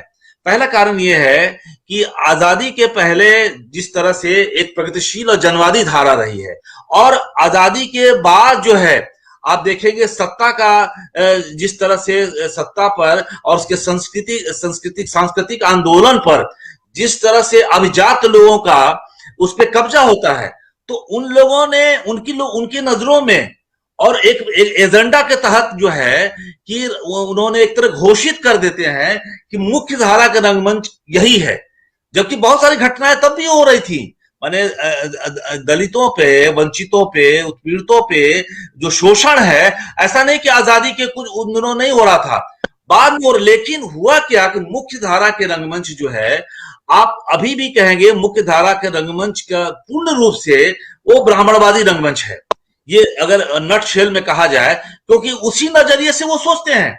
अभी देखिए, मैं उदाहरण के लिए छोटे से बता रहा हूं। अभी एक तमिल में एक फिल्म रिलीज हुई है, उसकी बहुत चर्चा भी है, कर्णन। अब कर्णन में एक क्या कहते हैं, आप उसको कहिए सुअर पालने वाली एक जाति है, उस जाति का बस का उनके गांव के पास न रुकने का सवाल को लेकर उन सवालों को उठाया गया है। हमारे देश में कल राधे भी रिलीज हो रही है, फिल्म रिलीज हुई थी, आप देख रहे हैं। लेकिन जिस तरह से तमिल में, मलयालम में, आपको कन्नड़ में ऐसे सवाल आते हैं, वैसे सवाल हमारे हिंदी में नहीं आते हैं, इसलिए कि वहां पर एक सोशल जस्टिस का एक इसके खिलाफ, चाहे पेरियार की हो, चाहे नारायण गुरु हो, मराठी में अंबेडकर साहब की एक लंबी लड़ाई हुई है उनके, उस लड़ाई का असर केवल राजनीति पे ही नहीं पड़ रहा है, उस वक्त के संस्कृति पर, कविता पर। इसलिए ऐसे नाटक खूब लिखे गए, इन सब इलाकों में, साउथ इंडिया में, भारत के जो इलाके में है। लेकिन हमारे यहाँ उस तरह का कोई, आप कह सकते हैं, आंदोलन नहीं छेड़ा गया जिस तरह से बाबा साहब अम्बेडकर ने आपको महाराष्ट्र में वो छोड़ छेड़ा। हमारे यहाँ पर जो है उसके ज्यादा प्रभाव गांधी का रहा है, गांधी का प्रभाव रहा है। इसलिए आप देखेंगे कि साहित्य में भी जो है, जब सवाल को प्रेमचंद सवाल अपने साहित्य में उठाते भी हैं, तो सॉल्यूशन जो है वो अंबेडकर साहब की जाति विहीन, वर्ण विहीन समाज की परिकल्पना का नहीं रखते हैं, बल्कि उनकी पूरी कोशिश होती है कि हम एक सामंजस्य स्थापित करें, है ना। उस वक्त आप देखेंगे कि कांग्रेस लोग जो थे, गांधी के कहने से बहुत सारे मंदिर आपको पूना पैक्ट के अनुसार खोल दिए गए थे, लेकिन मूल में ऐसा नहीं था। वो जितने सत्ता में लोग थे कांग्रेस में, या उस वक्त की जो है अपर कास्ट की जो पार्टियां थी, उनके लीडरशिप उन्हीं के पास था। तो उस लीडरशिप होने के कारण इसको गंभीरता से नहीं दिया। यह है कि बाद में आप देखेंगे 90 दशक से, मैं उसको रेखांकित कर रहा हूं, 1990 के बाद जब मंडल आयोग आता है, मंडल आयोग के बाद ये पूरे देश में जो एक आरक्षण की लड़ाई होती है, और उसके बहाने जिस तरह से चेतना के स्तर पर हर जगह फैलाव होता है, तो उसी के रूप में हमारे सामने कोर्ट मार्शल भी आता है। आप देखेंगे पोस्टर, ये सब नाटक में एक और द्रोणाचार्य, ललई सिंह के कई नाटक आते हैं, माता प्रसाद के कई नाटक आते हैं। लेकिन ये है कि एक कोई आंदोलन के रूप में 1990 के पहले हमारे सामने नहीं दिखाई नहीं देता है। लेकिन 90 के बाद जो है, आपने अक्कर मासी की जो चर्चा की, लोकेश जैन, उसको कई जगह उन्होंने उसको नाटक अकेले के रूप में करते हैं। और आज भले अभी कम हो, हम कह रहा हूं कि हम अभी ये आंदोलन जो है, जाति दंश का सवाल अभी मुख्य धारा का हमारे सामने नहीं बना हुआ है। आप देखेंगे अमेरिका वगैरह में ब्लैक थिएटर के बहाने नस्लवादी जो रुख है उसको खूब लाया गया है, एक आंदोलन के तहत लाया गया है। लेकिन हमारे यहाँ भी इसको आंदोलन लाने में संकोच करते हैं। और विशेषकर हिंदी प्रदेश में, क्योंकि हिंदी प्रदेश में अभी कह सकते हैं कि 95% जो है वर्चस्व जो है नेशनल स्कूल ड्रामा से लेकर भारतीय हिंदू नाटक अकादमी या सारे सरकारी संस्थानों में, तो वहीं से संचालित होता है। इसलिए ऐसे नाटकों की या ऐसे नायकों को आगे लाने की संभावना कम है। लेकिन फिर भी आ रहे हैं हमारे सामने, और ऐसे नाटक लिखे जा रहे हैं, गांव-गांव में भी मंचन हो रहे हैं। तो ये सुखद संकेत भी है। धन्यवाद राजेश जी। अब मैं श्याम कुमार जी से, आपकी राजेश जी की बात को ही बढ़ाते हुए मैं श्याम कुमार जी से चाहूंगा कि जैसे राजेश जी ने बताया, ये तो स्पष्ट है कि उत्तर भारत के रंगमंच में, या उत्तर भारत का पूरी जो समाज है, पूरा रंगमंच में भी तो लोग व्यक्ति ही होते हैं, कोई बाहर से व्यक्ति नहीं आते, जो समाज से ही होते हैं। और समाज में ही अगर मानसिकता जाति आधारित है और जाति उनके खून में बसी हुई है, तो वो कोशिश है, तो वो रंगमंच से संबंधित जो लोग होंगे उनके अंदर भी रहेगी। तो ऐसे में दो क्वेश्चन उठते हैं, क्योंकि आप खुद रंगकर्मी के साथ साथ आप नाटक निर्देशन भी करते रहे हैं, और निर्देशन कहानी कर रहे होते तो लगता है कि आप अपना ही नाटक कर रहे हैं, लेकिन आप रंगकर्मी भी हैं। दूसरों के यहाँ भी आपने कोशिश करी, मुख्य धारा में प्रयास करने घुसने का प्रयास किया होगा। तो आपके अपने अनुभव क्या है, क्यों इस सवाल को जो है, जो सवर्ण समाज के जो निर्देशक हैं वो उठाने से कतराते हैं, जबकि इस तरह की तमाम घटनाएं हो रही हैं, आए दिन हो रही हैं। जैसे कि अभी मैंने कहा, अब चाहे अभी ताजी घटनाएं आगरा और हाथरस की हो, या पुरानी खैरलान जी की हो, या राजस्थान की हो, तमाम तरह घटनाएं होती रहती हैं। अरे कॉलर ट्यून अगर डाल लेता है, उस कोई लड़का अपने मोबाइल में अंबेडकर के नाम की कॉलर ट्यून डालता है, अंबेडकर के ऊपर जो गाना लिखा हुआ है, तो उसकी हत्या कर दी जाती है। राजस्थान में एक मूछ रखने पर जो है कि दलित युवक की हत्या कर दी जाती है कि भाई तुम मूछ तो जो है वो भी बड़ी मूछ, ऐटी हुई मूछ तो राजपूत रख सकते हैं, ये दलित कैसे रख सकता है। तो इस तरह की घटनाएं जब समाज में होती रहती हैं, तो आखिर अगर ऐसी समाज की ऐसी घटनाओं पर नाटक मंचन होगा तो समाज में अच्छा संदेश जाएगा। तो और रंग कर्मियों का, रंगमंच का उद्देश्य ही होता है कि समाज में हो रही घटनाओं पर अपने नए नाटक लिखें और उनका मंचन करें। तो तमाम तरह की घटनाएं होती हैं जो महिलाओं से संबंधित हैं, जिसमें कि जाति का सवाल नहीं होता, खाली लिंग का सवाल होता है। उस पर तो मुख्य धारा के नाटककार तुरंत मंचन करने को तैयार जाते हैं, खुद नाटक लिखते हैं और अच्छे नाटककारों से मंचन भी करवाते हैं। लेकिन जो जाति से संबंधित सवाल होते हैं उन पर हमेशा बचते हैं। तो ठीक है, एक दक्षिण भारत की तुलना में यहाँ पर जाति मानसिकता ज्यादा है, वो ये तो माना जा सकता है, लेकिन फिर भी कम से कम आधुनिक युग में कुछ तो करना चाहिए। वो ऐसा दिख नहीं रहा। उसमें आपके अनुभव क्या रहे हैं एक रंगकर्मी के नजरिए से? और दूसरे जो हमारा बहुजन जातियों का, जो बहुजन समाज के जो लोग इसमें नाटक करना शुरू किए हैं, माता प्रसाद जी के नाटकों पर भी मंचन हुआ है, राजेश जी के नाटकों पे मंचन हो रहा है। तो लेकिन ये अगर देखा जाए, तुलनात्मक रूप से देखा जाए, तो एक आंदोलन बनने में बहुत टाइम लग जाएगा। तो क्या कारण है कि आगे नहीं बढ़ पा रहे? श्याम कुमार जी। बहुत बहुत धन्यवाद सर। आवाज आ रही है मेरी? हाँ, आवाज आ रही है? हाँ, आ रही है। राजेश जी ने काफी मतलब बहुत ही पीछे से और बीच का और मध्यम का काफी चीजें आप सबके सामने रख दी, जिसमें खासकर जो जाति का दंश है, जाति की जो समस्या है, उस पर भी उन्होंने कई घटनाओं को लेकर बातचीत की। और खासकर जो रंगमंच है, उसमें हिंदी का जो रंगमंच है, उस पर भी राजेश जी ने काफी तौर पर अपनी विचार रखे। मगर मैं थोड़ा सा इस सब कुछ चीजों से थोड़ा इत्तेफाक भी रखता हूँ कि जब हम बार बार ये बात करते हैं कि मुख्य धारा का रंगमंच, अभी एक सवाल बहुत पहले उठता था जब दलित लेखन चल रहा था, तो उसमें पूरी तरह से जो हिंदी क्षेत्र के, खासकर हिंदी बेल्ट के जो लिखने वाले, जिनको मुख्य धारा का हिंदी लेखन कहा जाता था, वो इनको खारिज करते थे कि दलित क्या होता है, या दलित की कहानी क्या होती है, या दलित का उपन्यास क्या होता है। दलित तो खाली जो है आत्मकथाएं लिखे और वो भी उसमें अपने आप को बढ़ा चढ़ा कर लिखे, बाकी कुछ नहीं होता है। ये बहुत लंबे समय तक चलता रहा। मगर आज स्थिति ये है कि जो हिंदी साहित्य है, उससे कहीं ज्यादा आगे निकल गया है ये दलित साहित्य। और ये पूरा उदाहरण है, किसी से कहने की आवश्यकता नहीं है। और खासकर जो बार बार ये बात आती है मुख्य धारा का रंगमंच, तो मैं इससे बिल्कुल इत्तेफाक रखता हूँ कि मुख्य धारा का रंगमंच है क्या? मुख्य धारा में कौन है? मुख्य धारा में वो होंगे ना जिनकी, जो लोग ज्यादा शोषित है, या लोग ज्यादा संख्या में जो पीड़ित है, या लोग ज्यादा संख्या में जो सर्वहारा है, या इक्के दुक्के लोग जो उसके जमींदार हैं, या जो उसके बेचने वाले हैं, या और कोई समूह वर्ग के लोग हैं, वो लोग आएंगे। वो तो मुख्य धारा का रंगमंच तो वही हुआ जिसको आज हम लोग दलित रंगमंच कहते हैं या बहुजन रंगमंच कहते हैं। अब अगर आप मुख्य धारा की बात करते हो तो मुख्य धारा वाले रंगमंच ने तो कोई बात ही नहीं की, अगर आप मान ले उसको। आप इसका तो मैं सारा का सारा जो झगड़ा है वो सांस्कृतिक लेवल पर है।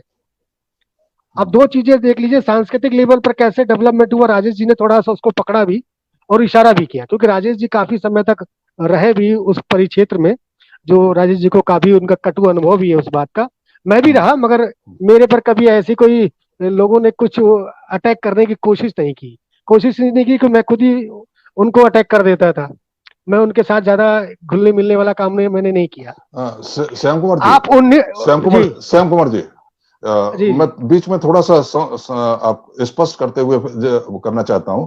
मुख्य धारा के रंगमंच का मतलब है कि जो ऑडिटोरियम है, बड़े बड़े सभागार हैं, जहां पर पैसा है, सब कुछ है, जिनका हमारे दलित नाटककार उसका खर्चा भी नहीं उठा पाते हैं, और जो लोग उठा पाते हैं, जहां बड़ी बड़ी भीड़ होती है, जनसंख्या के हिसाब से नहीं, वो तो हम बहुजन समाज की जनसंख्या है वो तो ठीक है, लेकिन एक मिनट, तो लेकिन बहुजन समाज के आदमी, हाँ, उन पर जाना था। तो वो जिसको आमतौर पे मेरे नजरिए से, आपके नजरिए से मुख्य धारा नहीं, जो सवर्ण समाज या जो पत्र, जो अखबार है, मीडिया है, या जो समाज के सत्ता के ठेकेदार है, उनकी नजर में जो मुख्य धारा का रंगमंच है, या आप उसको मुख्य धारा ना बोलिए, सवर्ण रंगमंच हाँ बोलिए, उसको, उनमें जो हाँ है, बिल्कुल मुख्य हाँ धारा का नहीं तो कहेंगे। हाँ तो पैसा तो उन्हीं के साथ है, रंगमंच के बड़े बड़े सभागार उन्हीं के पास है, वही पैसा उठा खर्च कर पाते हैं वहां पर, तो वो इन प्रश्नों क्यों नहीं उठाते हैं, उनकी जाति मानसिकता क्यों उसके बीच में आती है। और दूसरे जो जाति सवाल आप लोग उठा रहे हैं, तो उसको जैसे कि दक्षिण भारत में दिया कि वहां पर किस तरीके से, अभी आपसे भी इस चर्चा शुरुआत होने से पहले बात हो रही थी कि जो फिल्म आई है तमिल में, अभी राजेश जी ने भी उसका कर्नब, जिक्र किया, हाँ कर्नब। कर्नव है, और तो इस तरह की फिल्में जो है बॉलीवुड नहीं बना पाता, क्योंकि बॉलीवुड जबकि उत्तर भारत को ही देख कर बनाता है, लेकिन उत्तर भारत की इन समस्याओं को नहीं लेता है। इस पर बताइएगा। नहीं, मैं वहीं पे आ रहा था कि देखिए हाँ संस्कृति की हाँ बात हाँ। मैंने क्यों रखी बीच में, उसका बहुत बड़ा कारण है रंगमंच पर। हम्म, हम्म, जब आप ज्योतिबा फूले का सारी चीजें रंगमंच उधर से आ हम्म, रहा है, उसके बाद हम्म, 1964 या 65 के अंदर जब जो एनएसडी की जब स्थापना होती है, तो जब एनएसडी हम्म, की स्थापना होती है तो उसके जो मुख्य कर्ता धर्ता थे, सभी लोग उनसे वाकिफ है। मेरा दिमाग में उनका नाम थोड़ा सा वो हो रहा है। तो उन्होंने जब उसकी स्थापना की तो उनका जो रंगमंच जो लेकर आए तो वो बाहर का रंगमंच था उनका, उनका भारतीय परिवेश में रंगमंच नहीं था। और दूसरी बात, हम्म, जो लोग उनसे जुड़े वो ज्यादातर जो मार्क्सवादी विचारधारा के लोग थे, या जो मार्क्सवादी विचारधारा को हम्म, लेकर आ रहे थे। उससे पहले बाबा साहब के समय में भी ले गया वो, उसका कारण क्या है, महाराष्ट्र में भी उन्होंने काफी प्रयास किया है, मगर महाराष्ट्र में वो सफल नहीं हो पाए।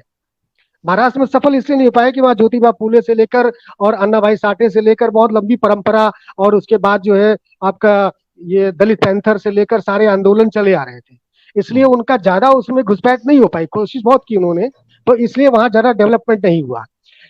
उत्तर भारत में जो हिंदी रंगमंच में है उसमें जब ये इसकी स्थापना होती है, उसके बाद जितने करधार लोग हैं, जिसमें जितने भी करने वाले लोग हैं, जो भी सब करने वाले लोग हैं, और खासकर जब देश आजाद होता है, आजाद होने के बाद जो संस्थाओं का बंटवारा होता है, जिसमें खासकर एकेडमिक रूप पर जो बंटवारा है, उसमें जो लोग काम करने वाले लोग, वो सभी लोग जानते हैं कि वो ज्यादातर जो है मार्क्सवादी विचारधारा के लोग अपनी अपनी अकेडमियों में गए और अपनी अपनी अकेडमियों में उस संस्कृति को, मार्क्सवादी का संस्कृति को लेकर अपना काम शुरू किया और प्रयास भी किया।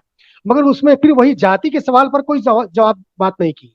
जाति के सवाल पर ना तो उनके पास कोई जवाब था, वो तो आज से बहुत साल, अभी 10 15 20 साल पहले की बात है, वो यही कहते थे कि ये कोई सवाल ही हम्म, नहीं है, यहाँ तो जो है वर्ग का सवाल है, वर्ण का भी सवाल नहीं है, वो जाति की तो अब हम्म, बात होने लगी।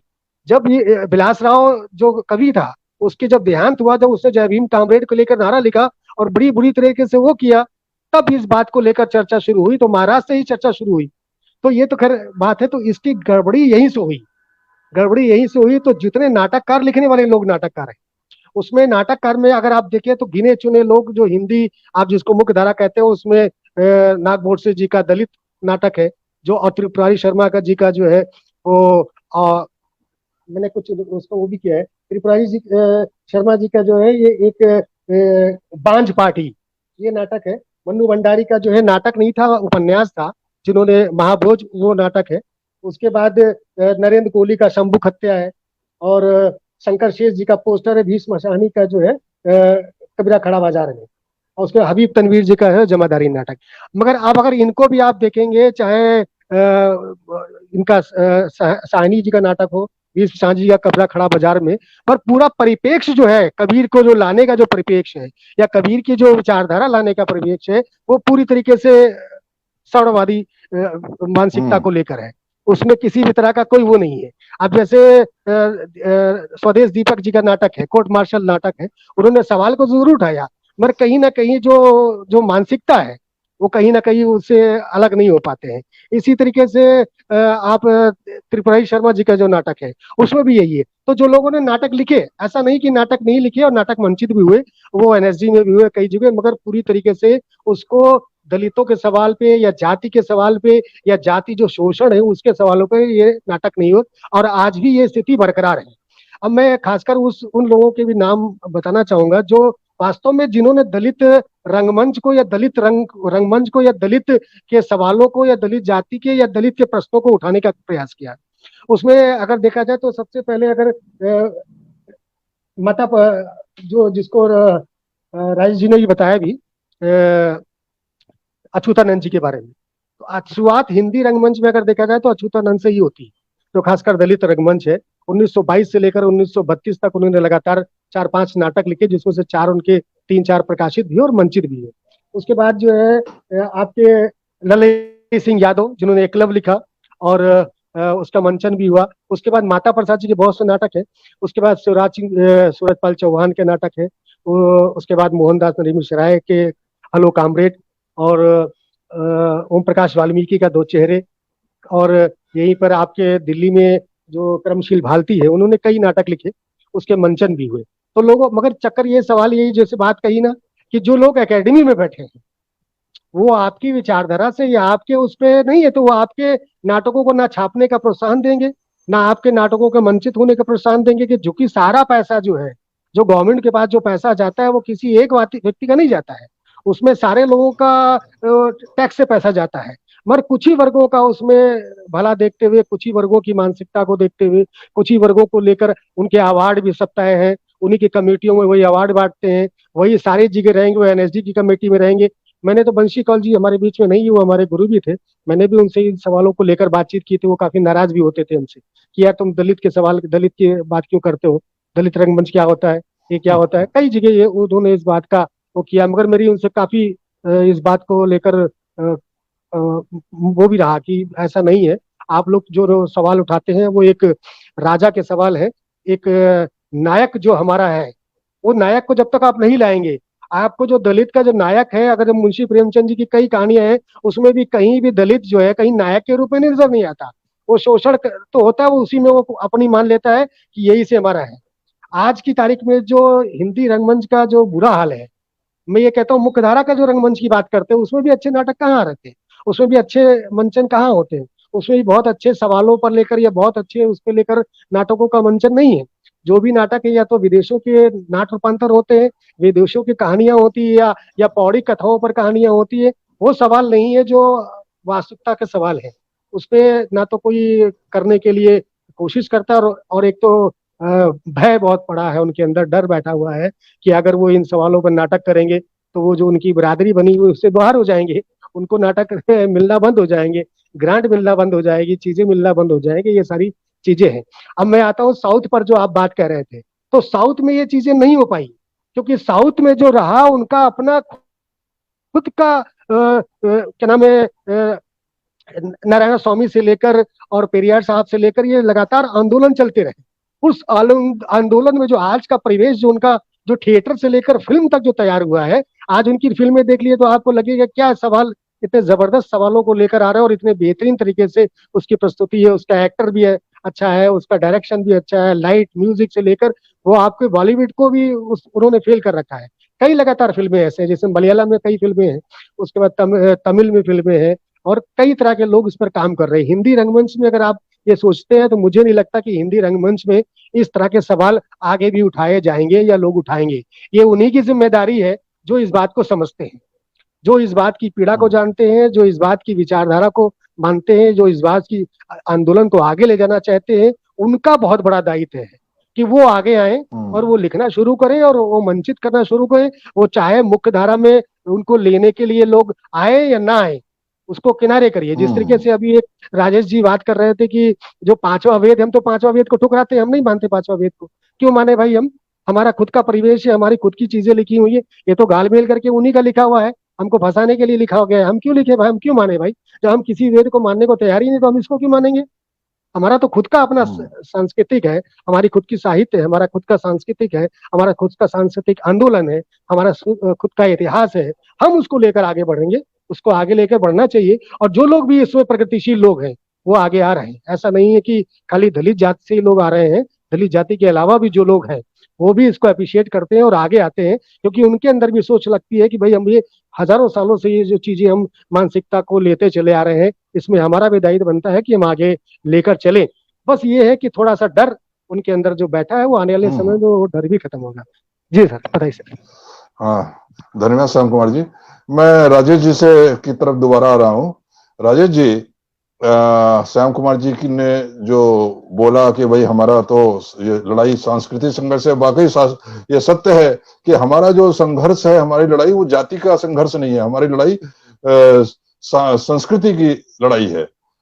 तो आपने जो बताया भी कि पहले किस तरीके से हमारी संस्कृति में जो नाटक होते थे वो खुले में होते थे और उसमें लोग एक दूसरे का दुख दर्द जो होती थी, पीड़ा थी, उन्हीं को कभी कविताओं के माध्यम से बोलते थे या नाटक के माध्यम से मंचन करके एक दूसरे का मनोरंजन करते थे और उसी तमाम उसमें कुरीतियां भी समाज की जो है उसमें आ जाती थी।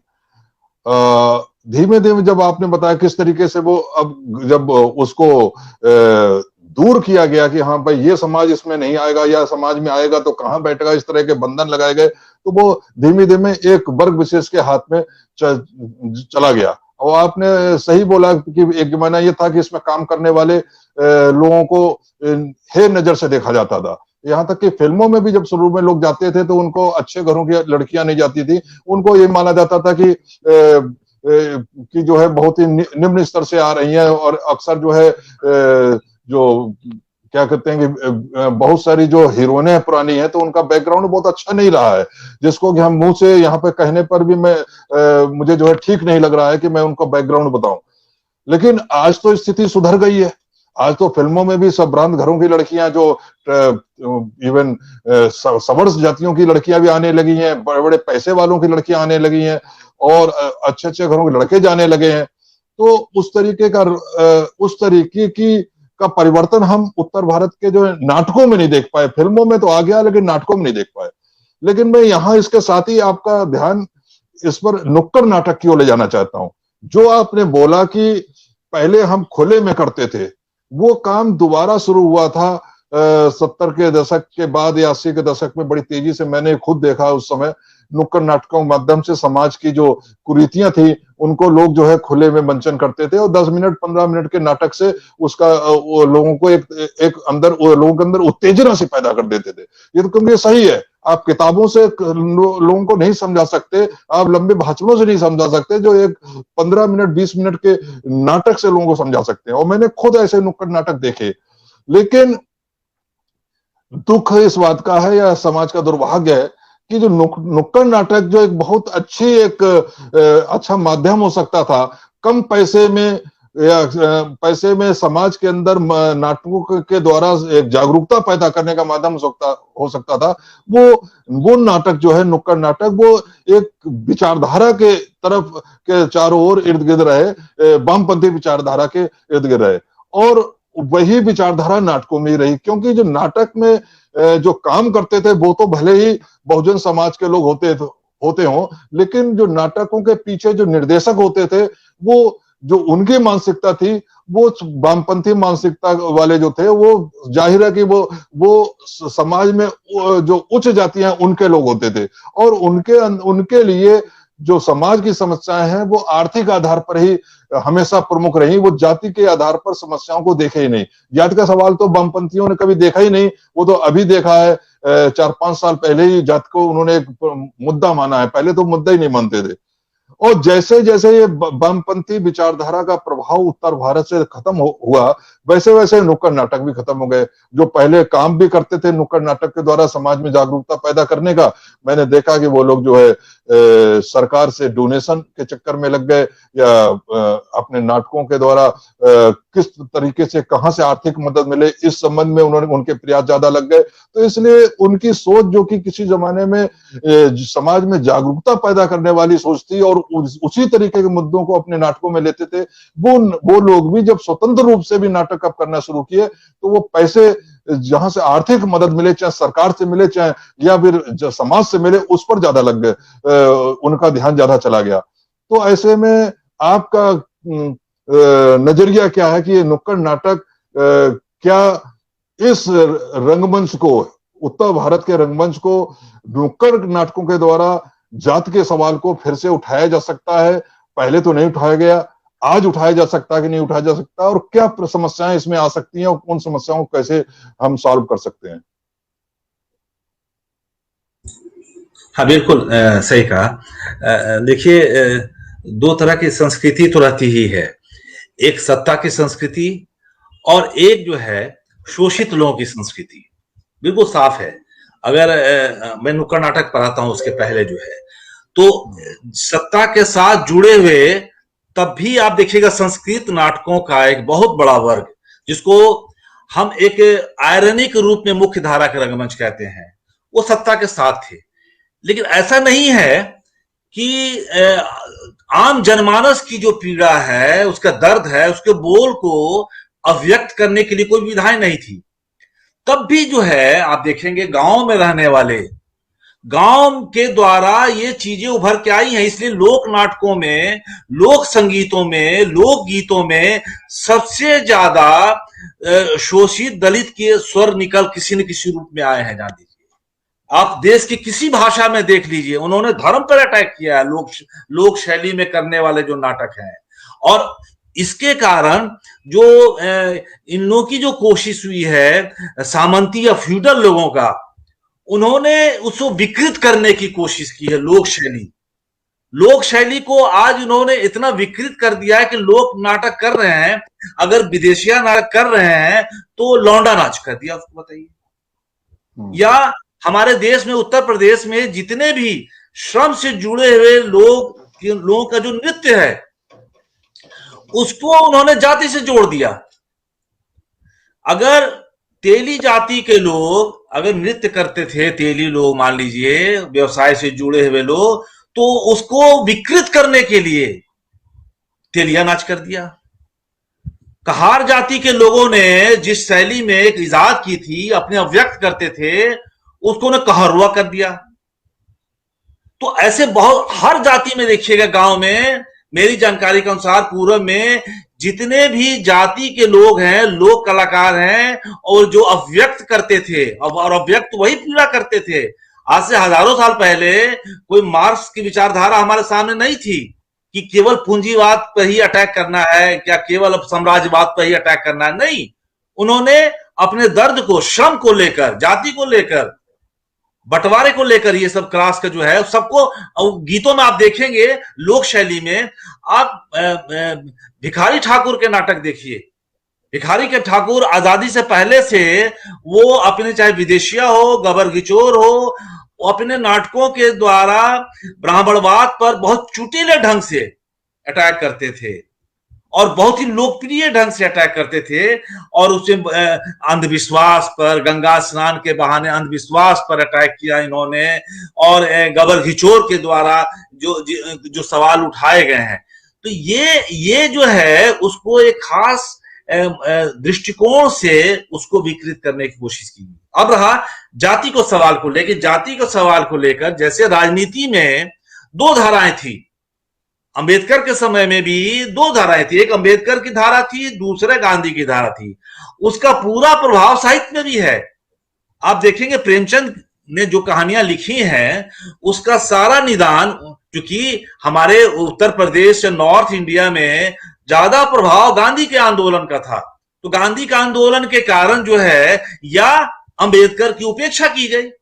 इसलिए जो भी अगर मंदिर कहानी भी लिखते हैं तो गांधी जैसे सवाल उठाते तो हैं जाति दंश का, लेकिन मंदिर के अंदर प्रवेश नहीं करा पाते हैं। अपने नायक वही मार डालते हैं, जमींदार वही मार जाता है, ब्राह्मण वही मार देता है।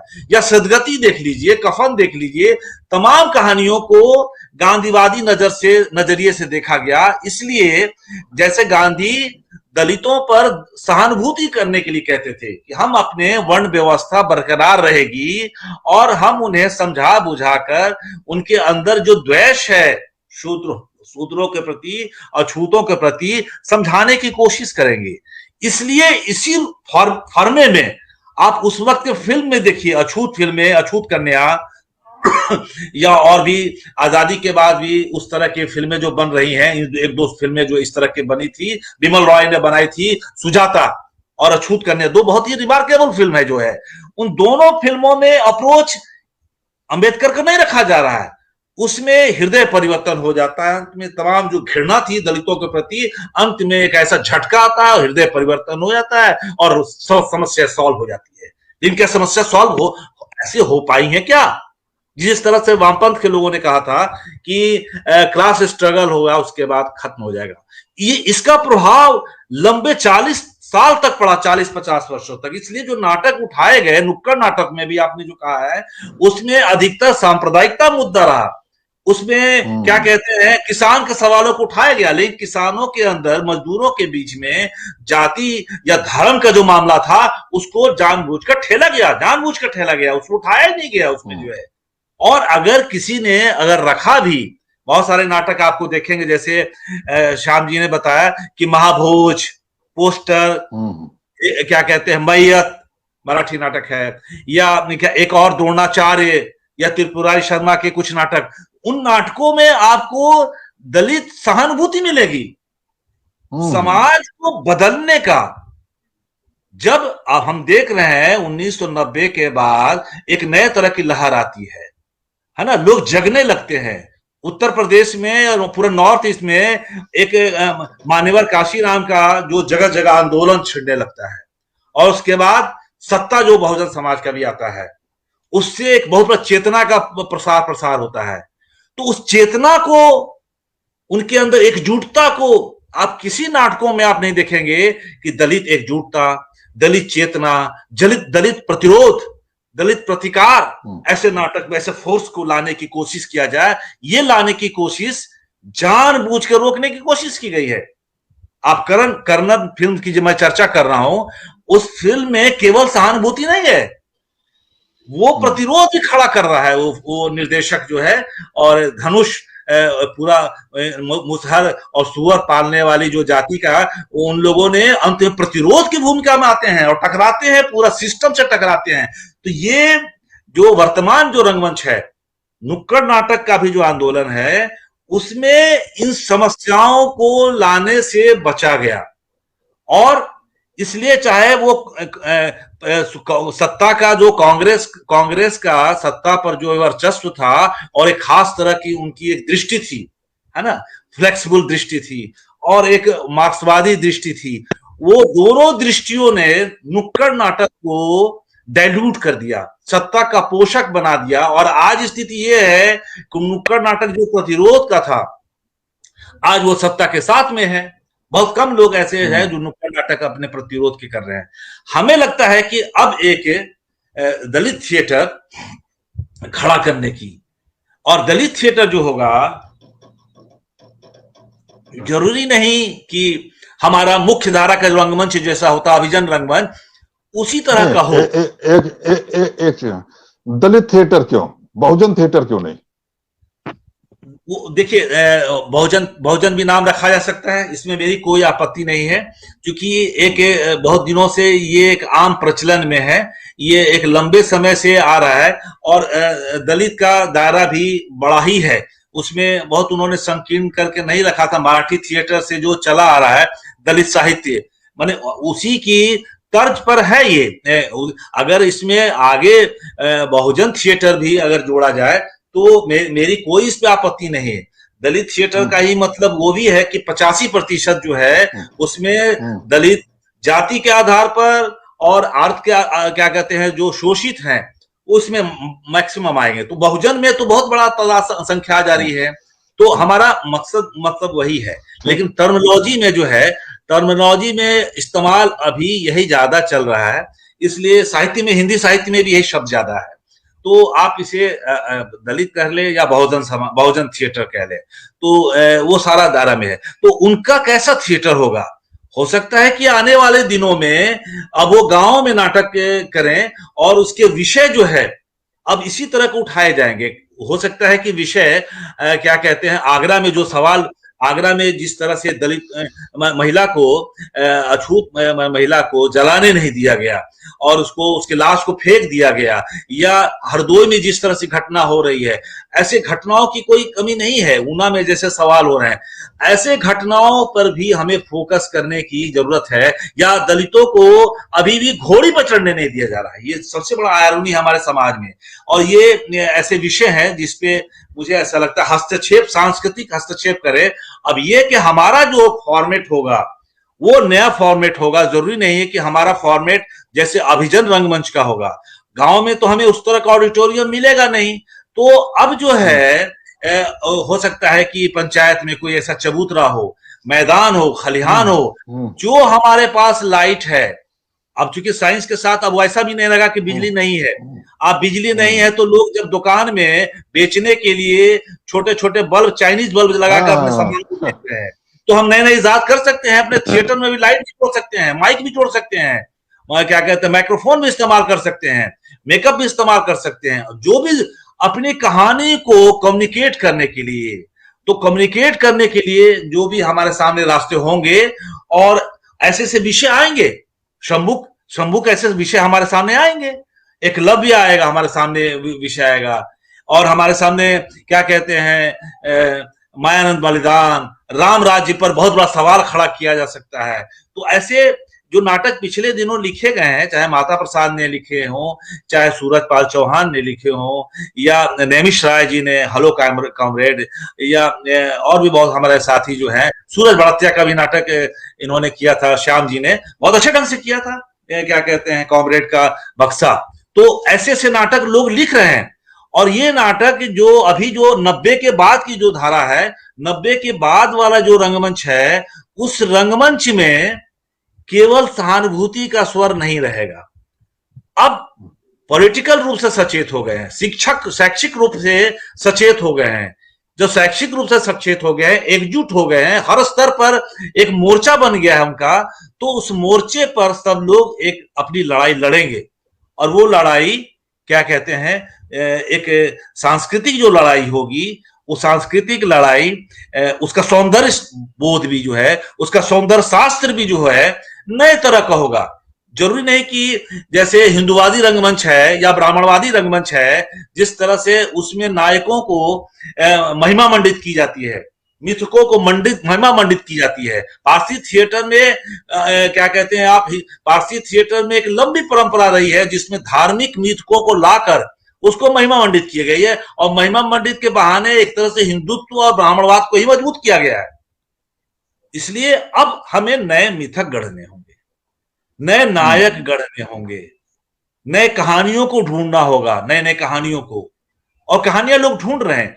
हम ये नहीं कह रहे हैं कि हम अभी बहुत सौंदर्य के रूप में बहुत मजबूत हो गए हों, या कला के रूप में बहुत मजबूत हो गए हों। हो सकता है कि हम अभी कच्चे हों, लेकिन ये हमारी शुरुआत है। ये हमारा जो है प्रोटेस्ट का थिएटर है, प्रतिरोध का थिएटर है, और जिस पर अब तक लोग की नजर नहीं है, उस पे क्या कहते हैं, हम लोग का फोकस डालने की कोशिश करेंगे। ये धन्यवाद राजेश जी। आपने जो बताया, आपकी बात को ही आगे बढ़ाते हुए मैं श्याम कुमार जी से पूछना चाहूंगा। आपने श्याम कुमार जी, जैसे कि अभी जो दलित शब्द पे बात हुई, तो इसमें तो कोई शक नहीं कि हमें सहानुभूति नहीं चाहिए, हमें बराबरी का अधिकार चाहिए। और जो ये समाज के ठेकेदार हैं, वो जब भी फिल्म बनाते हैं या कहानी भी लिखते हैं, साहित्य भी लिखते हैं, तो हमें एक सहानुभूति का पात्र बनाते हैं, और सहानुभूति का पात्र बनाने में उन्हें खुशी रहती है। लेकिन जब हम उनके बराबरी में खड़े होते हैं, तब उन्हें हमारा रोल पसंद नहीं आता है। वो चाहते हैं कि बस ये सहानुभूति लायक बने रहे, तो जब जिससे थोड़ा बहुत उन्हें जन कल्याण का काम करना हो तो कह सकें कि हमने आदिवासी के लिए काम किया, हमने दलित के लिए काम किया। लेकिन वो कभी ये स्वीकार नहीं करते कि दलित आदिवासी उनके बराबर खड़ा हो जाए। लेकिन जब हम ये लड़ाई लड़ते हैं तो हमें संख्या की भी जरूरत पड़ती है, क्यों? डेमोक्रेसी है, लोकतंत्र है, उसमें जितनी संख्या जब ज्यादा होगी तभी हम अपनी बात को अच्छे ढंग से कर सकते हैं। अब जैसे कि मंडल आयोग से पहले आरक्षण की लड़ाई होती थी, तो उसमें ओबीसी वर्ग हमेशा आरक्षण के विरोध में रहता था। लेकिन मंडल आयोग के बाद ओबीसी को जब आरक्षण मिला, वो आरक्षण के समर्थन में आ गया। तब हम आरक्षण की जब भी कभी संघर्ष करते हैं तो हमें वो प्रतिरोध जो है आरक्षण विरोधियों का नहीं सामना करना पड़ता है, जो मंडल आयोग से पहले करना पड़ता था, क्योंकि अब हमारी संख्या बढ़ गई है। तो उसी तरीके से आप देखिए राजनीति में भी, जब तक जो है पिछड़ी जातियों में चेतना नहीं आई थी, तब तक हमारे लोग जो है, चाहे कांग्रेस हो या भाजपा हो, जहां कहीं भी वो पिछलग्गू की भूमिका में रहते थे।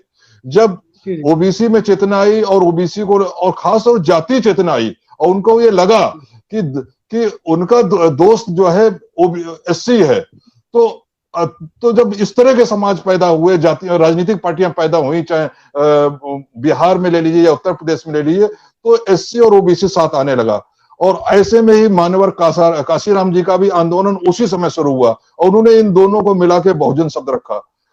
इसमें कोई शक नहीं कि बहुजन समाज की जब हम बात करते हैं तो उसमें पिछड़ी जातियां आती हैं, लेकिन पिछड़ी जातियां अभी भी जागरूक नहीं है, उनके अंदर चेतना नहीं है। लेकिन जब हम दलित शब्द करके सिर्फ काम करेंगे तो हम वो एक पृथकता की भावना आ जाती है, बहुजन कॉन्सेप्ट खत्म हो जाता है। और उसमें जो ओबीसी समाज है वो देखता है, उसमें कुछ जागरूक लोग होते हैं वो तो सोचते हैं, अदरवाइज दूसरे लोग तो सोचते भी नहीं है कि ये दलित साहित्य क्यों लिखा गया है या दलित नाटक है। तो ऐसे में जो आज ये प्रश्न उठ भी रहा है, दलित साहित्य की जगह कहा जा रहा है, क्योंकि हम अगर बहुजन साहित्य लिखते हैं, बहुजन विचारधारा कहते हैं, तो आखिर विचारधारा में जागरूक कौन है? दलित करते है। तो चाहे लेखक हो वो भी दलित ही होगा, नाटक में लिखेगा वो भी दलित ही होगा। बहुत ही कम होंगे जो जैसे ललन सिंह यादव हैं, पहले हुए हैं, आज भी हैं। जेएनयू में महिषासुर के ऊपर नाटक किए गए हैं, यादवों ने किए हैं। तो ऐसे बहुत ही कम है, रेशियो के अनुपात के साथ देखा जाए तो बहुत कम है।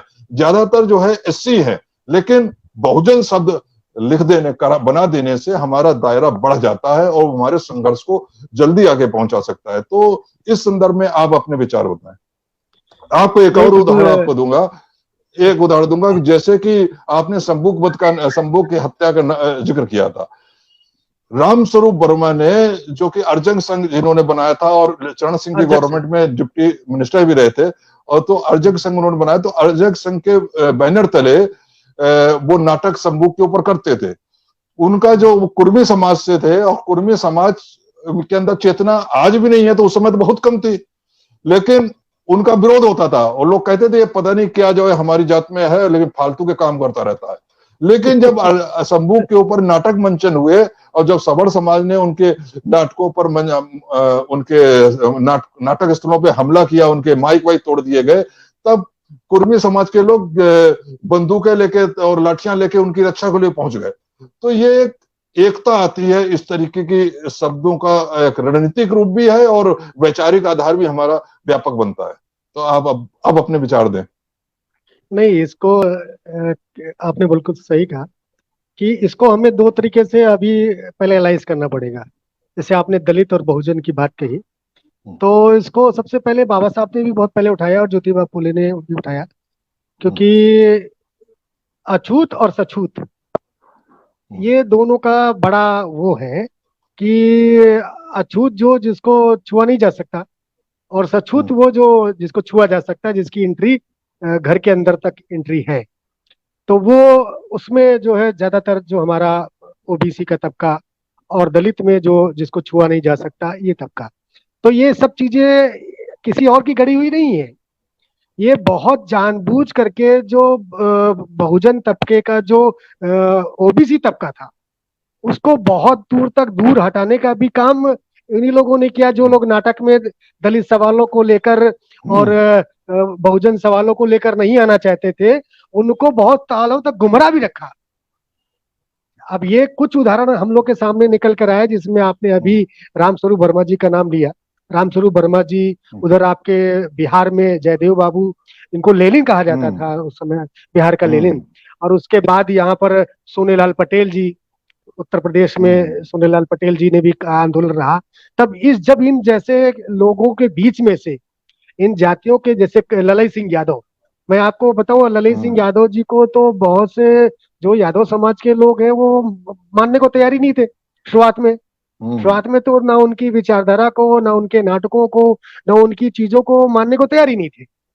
बाद में जिस तरीके से उनके मानसिक जो जिस तरीके से बदलाव आया और सोच की चेतना पहुंची और लोगों में अपने आप में सोचना शुरू किया कि कहाँ पे हम गड़बड़ हो रहे हैं, तो सुधार किया उसका। तो बहुत से ज्यादातर गुमराह तो जहां थे वहीं गुमराह हुए। तो इसी वजह से ये बीच में दलित शब्द चला, दलित साहित्य चला। बाद में जब दलित साहित्य से जब लोगों के अंदर चेतना आई तो बहुजन साहित्य भी आया, और उधर आज बहुजन साहित्य की तरफ भी बहुत से लोग लिख रहे हैं, जिसमें से काफी अच्छा अच्छा साहित्य आ रहा है और लोगों में ये चेतना पैदा भी हुई और सवालों में आज दलित के साथ वो कंधा से कंधा मिलाकर अपनी लड़ाई को लड़ रहे हैं। मैं आपको वाकया बताऊं, एक 16 जनवरी 2011 को हम लोग ने लखनऊ में सबसे पहले दलित नाट्य अकादमी की स्थापना की। और ये सालदार बुद्ध विहार में की उसमें क्या नाम है, इसकी जो अध्यक्षता थी वो प्रज्ञानंद जी, जो उसके वहाँ के विभाग अध्यक्ष थे, प्रज्ञानंद जी हमारे बीच में नहीं, वो उसके अध्यक्षता की। उसके बाद एस आर दारापुरी जी और मुद्रा राक्षस जी, सुरगुन कुरशेद जी, जो कि खासकर जो दलित रंगमंच से या उससे कोई उनका वो नहीं है, फिर भी क्योंकि वैचारिक तरीके से वो प्रगतिशील विचारधारा के थे, और मैं क्योंकि लगातार उनके साथ काम भी करता रहा, वो भी साथ में सम्मिलित हुए। और उस सम्मिलित में जब ये मुद्रा राक्षस जी ने जब ये बात कहा, तो उसपे एक हम लोगों ने गोष्ठी रखी थी, जो कि पहली गोष्ठी है लखनऊ की, 2011 में हम लोग रखी थी उसको। 16 जनवरी 2011 को जब ये गोष्ठी रखी कि दलित रंगमंच की प्रासंगिकता, तो मुद्रा राक्षस जी ने उसी उसी समय ये बात कही कि ये बहुत ही जरूरी और बहुत महत्वपूर्ण है कि दलित के सवाल को लेकर, दलित के रंगमंच को लेकर, या दलित की जो कहानियों को लेकर इसके रंगमंच की बात होनी चाहिए, और इसकी स्थापना बहुत ही महत्वपूर्ण है। तो 16 जनवरी 1916 को हम लोगों ने इसकी स्थापना की। बाद में जो सवाल आज आपने उठाया, उसको कई लोगों ने और भी कहा कि श्याम कुमार जी, इसको दलित नाट अकादमी न करके बहुजन नाट अकादमी करिए। तो फिर उसको हम लोगों ने कुछ 1-2 सालों बाद बहुजन नाट अकादमी किया, और 2011 से लेकर लगातार 2017 तक हम लोग ने नाट्य समारोह किए। राजेश जी भी कई समारोह में शामिल हुए, आए। और उसके तहत हम आपको बताना चाहते हैं कि नाटक हम लोग ने कौन कौन से किए। उसमें सबसे पहला नाटक 2005 में दलित नाटक अकादमी से पहले हम लोग ने किया, डोम पहलवान किया। उसके बाद जब दलित नाटक अकादमी स्टैब्लिश हो गई, 2011 से शुरू किया, जब मैंने जात छुपाई, बाबूलाल बाहुबल की कहानी थी, उसका नाट रूपांतर करके वो मंचन किया गया। छू नहीं सकता सूरजपाल चौहान की नाटक है, और उन्हीं का बदबू एक कहानी है, उसको नाट रूपांतर करके मंचित किया। फिर डॉक्टर अंबेडकर रत्नाकर बंधु त्रिशरण का बहुत बेहतरीन नाटक है। जो लोग नाटक बाबा साहब पर लिखते हैं, ज्यादातर जिन लोगों के पास में है, तो वो इस नाटक से ही परिवेश लेकर लिखते हैं, क्योंकि बहुत ही जबरदस्त उनका ये नाटक है। उसको नाटक किया। जन नायक नारायण गुरु, मेरा खुद का लिखा हुआ नाटक, हम लोग ने मंचित किया लखनऊ में। एकलव जो है ललई सिंह यादव और राम अवतार यादव, ये दोनों ने मिलकर नाटक लिखा था। बल्कि ये नाटक अच्युतानंद जी का नाटक था, जो अच्युता जी ने बीच में नाटक को छोड़ दिया था, नहीं लिख पाए थे किन्हीं कारणों से। उसको पूरा ललित सिंह यादव और रामावतार सिंह यादव जी ने, जो दोनों उन्नाव के थे, दोनों ने मिलकर पूरा किया था। उसको एकलव्य नाटक को मैं इसलिए नाटकों की यहाँ चर्चा कर रहा हूँ कि जो दलित रंगमंच की बात हो रही, तो दलितों के द्वारा जो नाटक लिखे गए उनकी भी बातचीत लोगों के संज्ञान में आ जाए। उसके बाद आदिवंशी गाथा जो है डॉक्टर अंगले लाल जी का लिखा हुआ है। ये पूरी गाथा है, ये नाटक नहीं है, एक गाथा है जो कथा के रूप में गाँवों में कहा जाता था। उसको हम लोग ने रंगमंच के माध्यम से लखनऊ में किया। उसके बाद त्रिरत्न ज्योतिबा फुले का। उसके बाद महानायक डॉक्टर बाबा साहब अम्बेडकर, जो एकल है, सोलो है, उसको मैंने मंचित किया। उससे कई जगह मंचन भी हुए। बुद्धम शरणम गच्छामि, ये भी हमारा नाटक लिखा हुआ है, इसको मंचित किया। थेरी गाथा है, मिलिंद प्रश्न है, पन्नाधाई धानु का बलिदान। पन्नाधाई धानु का बलिदान देखिए कितनी साजिश के तहत कुछ लोगों के जाति के नाम भी हटा दिए गए। जैसे पन्नाधाई का नाम आता है, मगर असली जो नाम उनका था पन्नाधाई धानु, वो उसके लिए राम कुमार जी ने उसका उस पर नाटक लिखा था। राम कुमार वर्मा जी ने उसको हम लोग ने लखनऊ मंचित किया, और उसको साबित किया कि जो आप ये धाये लिख रहे हैं, जो धाये जने का जो काम करने वाली है, एक जाति विशेष के लोग जो है, जो धानुक समाज में आते हैं, जो राजस्थान में भी रहते हैं, वो लोग थे। तो उस जाति परिवेश में ये आती थी, और उससे उसका नाटक किया।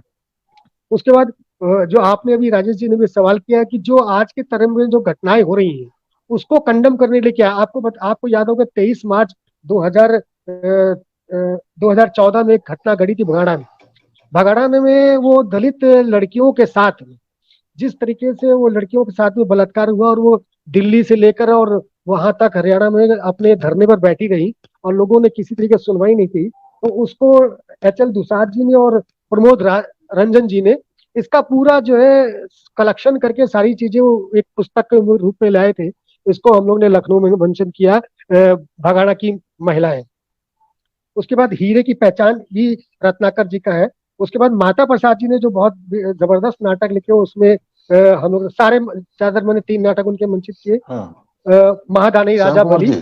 हाँ जी जी श्याम कुमार जी, आगे कैसे करना चाहिए, थोड़ा 2 मिनट में बताएं, नहीं, मैं इस चीज के इसलिए लाना चाह रहा हूँ कि लोगों को पता भी चलना चाहिए कि दलित लोगों ने नाटक लिखे, क्योंकि वो छपते नहीं है, लोगों की चर्चा में नहीं आते, लोगों के प्रेस कवरेज में नहीं आते, तो लोगों को नहीं पता चलता। तो कम से कम इस माध्यम से उन्होंने जो नाटक लिखा है, जो उन्होंने काम किया, उसके बारे में भी चर्चा आनी चाहिए।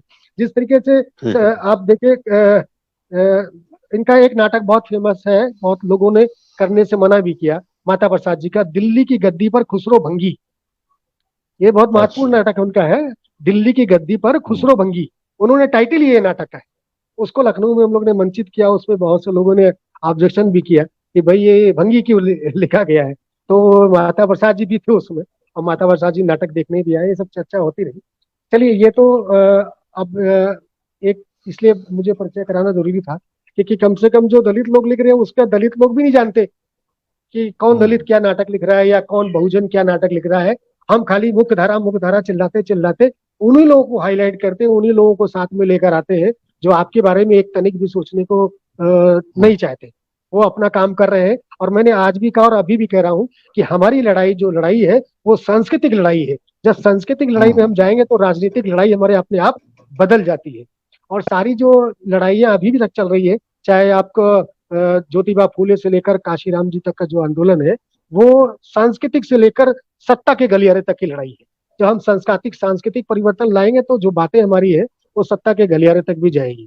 और राजेश जी ने जो एक बहुत बड़ा अहम बात कही कि हमें अपने हथियार जो है, हम अपने टूल्स जो है, हमें अपने जो औजार है, वो हमारे पास एक लेखनी अवतार है। आपका कोई भी दलित समस्याओं पे या जिनके साथ जो घटनाएं घट रही हैं वो आपकी तारीख में लिखने के लिए नहीं आएगा। अगर अगर वो लिखने के लिए आएगा तो बहुत ही कम ऐसा होगा कि वो पूरी तरीके से उसके साथ न्याय कर सके। क्योंकि बात आती है इतिहास और संस्कृत साहित्य की। क्योंकि इतिहास तो उसके तथ्यों के आधार पे होता है, जो साहित्य होता है वो कल्पना पे भी होता है और इतिहास पे भी होता है। मगर जो दलितों का इतिहास है या दलितों का जो साहित्य है वो तथ्य और तथ्यों के साथ में है, इसलिए वो महत्वपूर्ण हो हम्म। जाता है, और इसलिए बाकी चीजें गौड़ हो जाती है। हाँ, और आगे कुछ कहें सर? जी सर, हाँ और कुछ कहें? तो हाँ तो अब कार्यक्रम समाप्त करने की ओर आगे बढ़ रहे हैं। तो साथियों, जैसे कि आपने राजेश जी के, श्याम कुमार जी के विचार सुने और अच्छा डिस्कशन रहा आज, इसमें कोई शक नहीं है कि जो रंगमंच है वो सामाजिक न्याय की के जो उद्देश्य है, रंगमंच का उद्देश्य होता है, उसका कोई वर्ग नहीं होता, वो किसी वर्ग का नहीं होता। रंगमंच का उद्देश्य होता है समाज में जो हो रहा है उसका यथार्थ प्रस्तुत करना और साथ में समाधान प्रस्तुत करना। उसमें जो कि तथाकथित मुख्य धारा का रंगमंच है वो उसमें बिल्कुल असफल रहा है। और जो हमारे बहुजन समाज के रंगमंच है वो लोग पैसे की कमी की वजह से बड़े बड़े थिएटर में अपने कार्यक्रम नहीं कर पाते हैं, और उस वजह से उनके सारे प्रयास, इतने प्रयास जो चल रहे हैं, जैसे श्याम कुमार जी ने बताया, तमाम नाटकों के नाम लिए, राजेश जी ने भी तमाम नाटक लिए, ये प्रयास जितना रंग दिखा सकते थे वो रंग नहीं दिखा पाए। लेकिन मुख्य धारा का जो तथाकथित रंगमंच है वो खामोश है, और हमें ये उम्मीद नहीं करनी चाहिए कि वो फिर से जगेगा, क्योंकि इस समय तो जैसा कि दोनों हमारे वक्ताओं ने कहा, मैं भी मानता हूं, मैं तो हमेशा ही कहता हूं कि हमारी लड़ाई जात की लड़ाई नहीं है, हमारी लड़ाई सांस्कृतिक लड़ाई है। और आज जिस प्रकार से सांस्कृतिक राष्ट्रवाद हम पर थोपा जा रहा है, तो जाहिर है कि जो रंगमंच है वो भी उन्हीं का है, वो उन्हीं का साथ देगा। तो हमें भी अपने रंगमंच के द्वारा अपनी संस्कृति, अपना सांस्कृतिक का जो राष्ट्र कैसा होना चाहिए, कौन सा राष्ट्रवाद हमारा होना चाहिए, वो उसके विरोध में, प्रतिरोध में हमें प्रस्तुत करना होगा। और ये काम बहुजन रंगमंच को करना होगा। ये ऐतिहासिक भूमिका इस समय बहुजन रंगमंच को उठानी पड़ेगी, इसका उत्तरदायित्व उन्हीं को लेना पड़ेगा। बहुजन शब्द पर मैं फिर वही कह रहा हूं कि जो दलित शब्द के बजाय हमें बहुजन शब्द कहेंगे तो हमारा दायरा व्यापक होता है। जैसा कि मैंने रामस्वरूप वर्मा का बताया कि उन्होंने जब वो संबुक हत्या के ऊपर नाटक करते थे, किस प्रकार से उन्हीं का समाज, जो कि उनके कामों से खुश नहीं था लेकिन फिर भी उनके समर्थन में साथ आ जाता था जब तोड़फोड़ होती थी नाटक के समय में, और उसका काफी प्रभाव पड़ा रहा कि आज भी रामस्वरूप वर्मा जी को गुजरे हुए बहुत समय हो गया, लेकिन आज भी अर्जक संघ जो है उनके उस एरिया में, लखनऊ कानपुर के एरिया में आज भी सक्रिय है। भले उनके कार्यकर्ता कम हो, लेकिन वो जागरूक करने का, समाज को जागरूक करने का काम कर रहे हैं। उसी प्रकार से आप ललन सिंह यादव को देखिए या उनके साहित्य को देखिए। आखिर जो जाति का सवाल है वो खाली एससी का सवाल नहीं है, अस्पृश्य समाज का सवाल नहीं है। एक समय था जब वो अछूत और सछूत की बात थी, लेकिन आज कम से कम वो आज जो वो छूत और छूत वाली बात है, वो आज उतनी वो नहीं रही है। मैं कह सकता हूं कि अगर देश आजाद होने से पहले का देखें और आज देखें तो 90% वो खत्म हो गया, लेकिन जाति का अत्याचार खत्म नहीं हुआ है। हाँ, हम जो है दलित के साथ बैठ जाते हैं, उनके साथ घुस में जाते हैं, क्योंकि ऑफिस में मजबूरी है। ऑफिसों में, सरकारी नौकरी में लोग जाते हैं, ऐसे भी जाता है, तो वो वाली बात अब नहीं रही है। गांव में जरूर है, गांव में भी खान पान पे है, लेकिन लेकिन एक दूसरे के साथ उठने बैठने में नहीं है। तो वो मुद्दा जो है अब आगे निकल गया है। अब दलित से हमें बहुजन की ओर आगे बढ़ना होगा। एक उदाहरण मैं जेएनयू का देना चाहूंगा। महिषासुर का वध जो है, जो कि हमेशा नवरात्रि में जब भी होता है, तो उसी समय पर महिषासुर के ऊपर चर्चा जेएनयू में शुरू हो जाती है। और महिषासुर कौन था, दुर्गा ने क्यों उसकी हत्या करी, दुर्गा क्या कोई साजिश थी, किस प्रकार से ये घटनाएं घटी, उसका सच्चा चित्रण की महिषासुर एक अनार्य राजा था, एक राजा था और बहुत शक्तिशाली राजा था। उसको उनकी हत्या करने के लिए, महिषासुर की हत्या करने के लिए एक जैसे विष कन्याएं होती हैं, उस प्रकार से एक साजिश के तहत दुर्गा को भेजा गया और उन्होंने हत्या करी, 9वें दिन हत्या करी। वो उसका चित्रण जो है वहां पे महिषासुर के ऊपर नाटक जेएनयू में किए गए। वहां कई बार उनका विरोध किया गया, कई बार ऐसा हुआ कि उनको परमिशन नहीं मिले, फिर भी उन्होंने किया। और सबसे बड़ी बात जो मैं बताना चाहूंगा कि इन नाटकों के पीछे वहां पर अधिकांश लोग जो है यादव समाज के थे। मुझे नाम ठीक से याद नहीं है, लेकिन यादव समाज के थे और बाकी लोग भी उनका समर्थन में थे। तो मेरे कहने का मतलब ये कि जब हम दलित से बहुजन शब्द की ओर जाते हैं, तो हमारा सांस्कृतिक संघर्ष और ताकत के साथ हम लड़ने में सफल होते हैं। तो इसके लिए हमें निश्चित रूप से दलित शब्द की जगह, दलित नाटक की जगह, दलित रंगमंच की जगह बहुजन रंगमंच को खड़ा करना होगा और वो एक आंदोलन बन पाए। क्योंकि हम जो काम कर रहे हैं, हमारे जो श्याम कुमार जी हैं कर रहे हैं, या जैसे कि अभी बताया अक्कर मासी है, जूठन, इन सब पे तमाम नाटक हैं। ईश्वर शून्य है, उन्होंने भी एक नाटक किया है, कि निर्देशन किया है। लेकिन और श्याम कुमार जी, इससे बहुत सारे लोग हैं जो कर रहे हैं, जिन्होंने लिखा है, उनके नाटकों पे आगे मंचन हो सकता है। ये अगर हमें, जब तक हम इसको जो है बहुजन नाटक को, बहुजन रंगमंच को एक आंदोलन का रूप नहीं देंगे, तब तक मैं समझता हूं कि जो बाबा साहब का आंदोलन है, उसको अगर बढ़ाना है और रंगमंच के माध्यम से आगे बढ़ाना है, रंगमंच के माध्यम से व्यवस्था परिवर्तन के लक्ष्य को प्राप्त करना है, तो वो सफल नहीं होगा। उसमें सफलता पानी है तो हमें बहुजन रंगमंच को एक आंदोलन का रूप देना होगा। साथियों, इसी के साथ मैं अपनी बात समाप्त कर रहा हूं और साथ में मैं राजेश जी को बहुत बहुत धन्यवाद देता हूं। उन्होंने बहुत विस्तार में अपने इस रंगमंच की भूमिका पर अपने विचार रखे। और श्याम कुमार जी को भी मैं धन्यवाद देता हूं कि उन्होंने अपने अनुभवों को भी हमारे साथ शेयर किया, श्रोताओं के साथ शेयर किया। और इसके साथ ही जो लोग इस वीडियो को देख रहे हैं, लाइव टेलीकास्ट को देख रहे हैं या बाद में इस वीडियो को देखेंगे, उन सबको बहुत बहुत आभार। इसी के साथ मैं बात समाप्त करता हूं। सभी को जय भीम, नमो बुद्धाय, सत श्री अकाल। जय हिंद।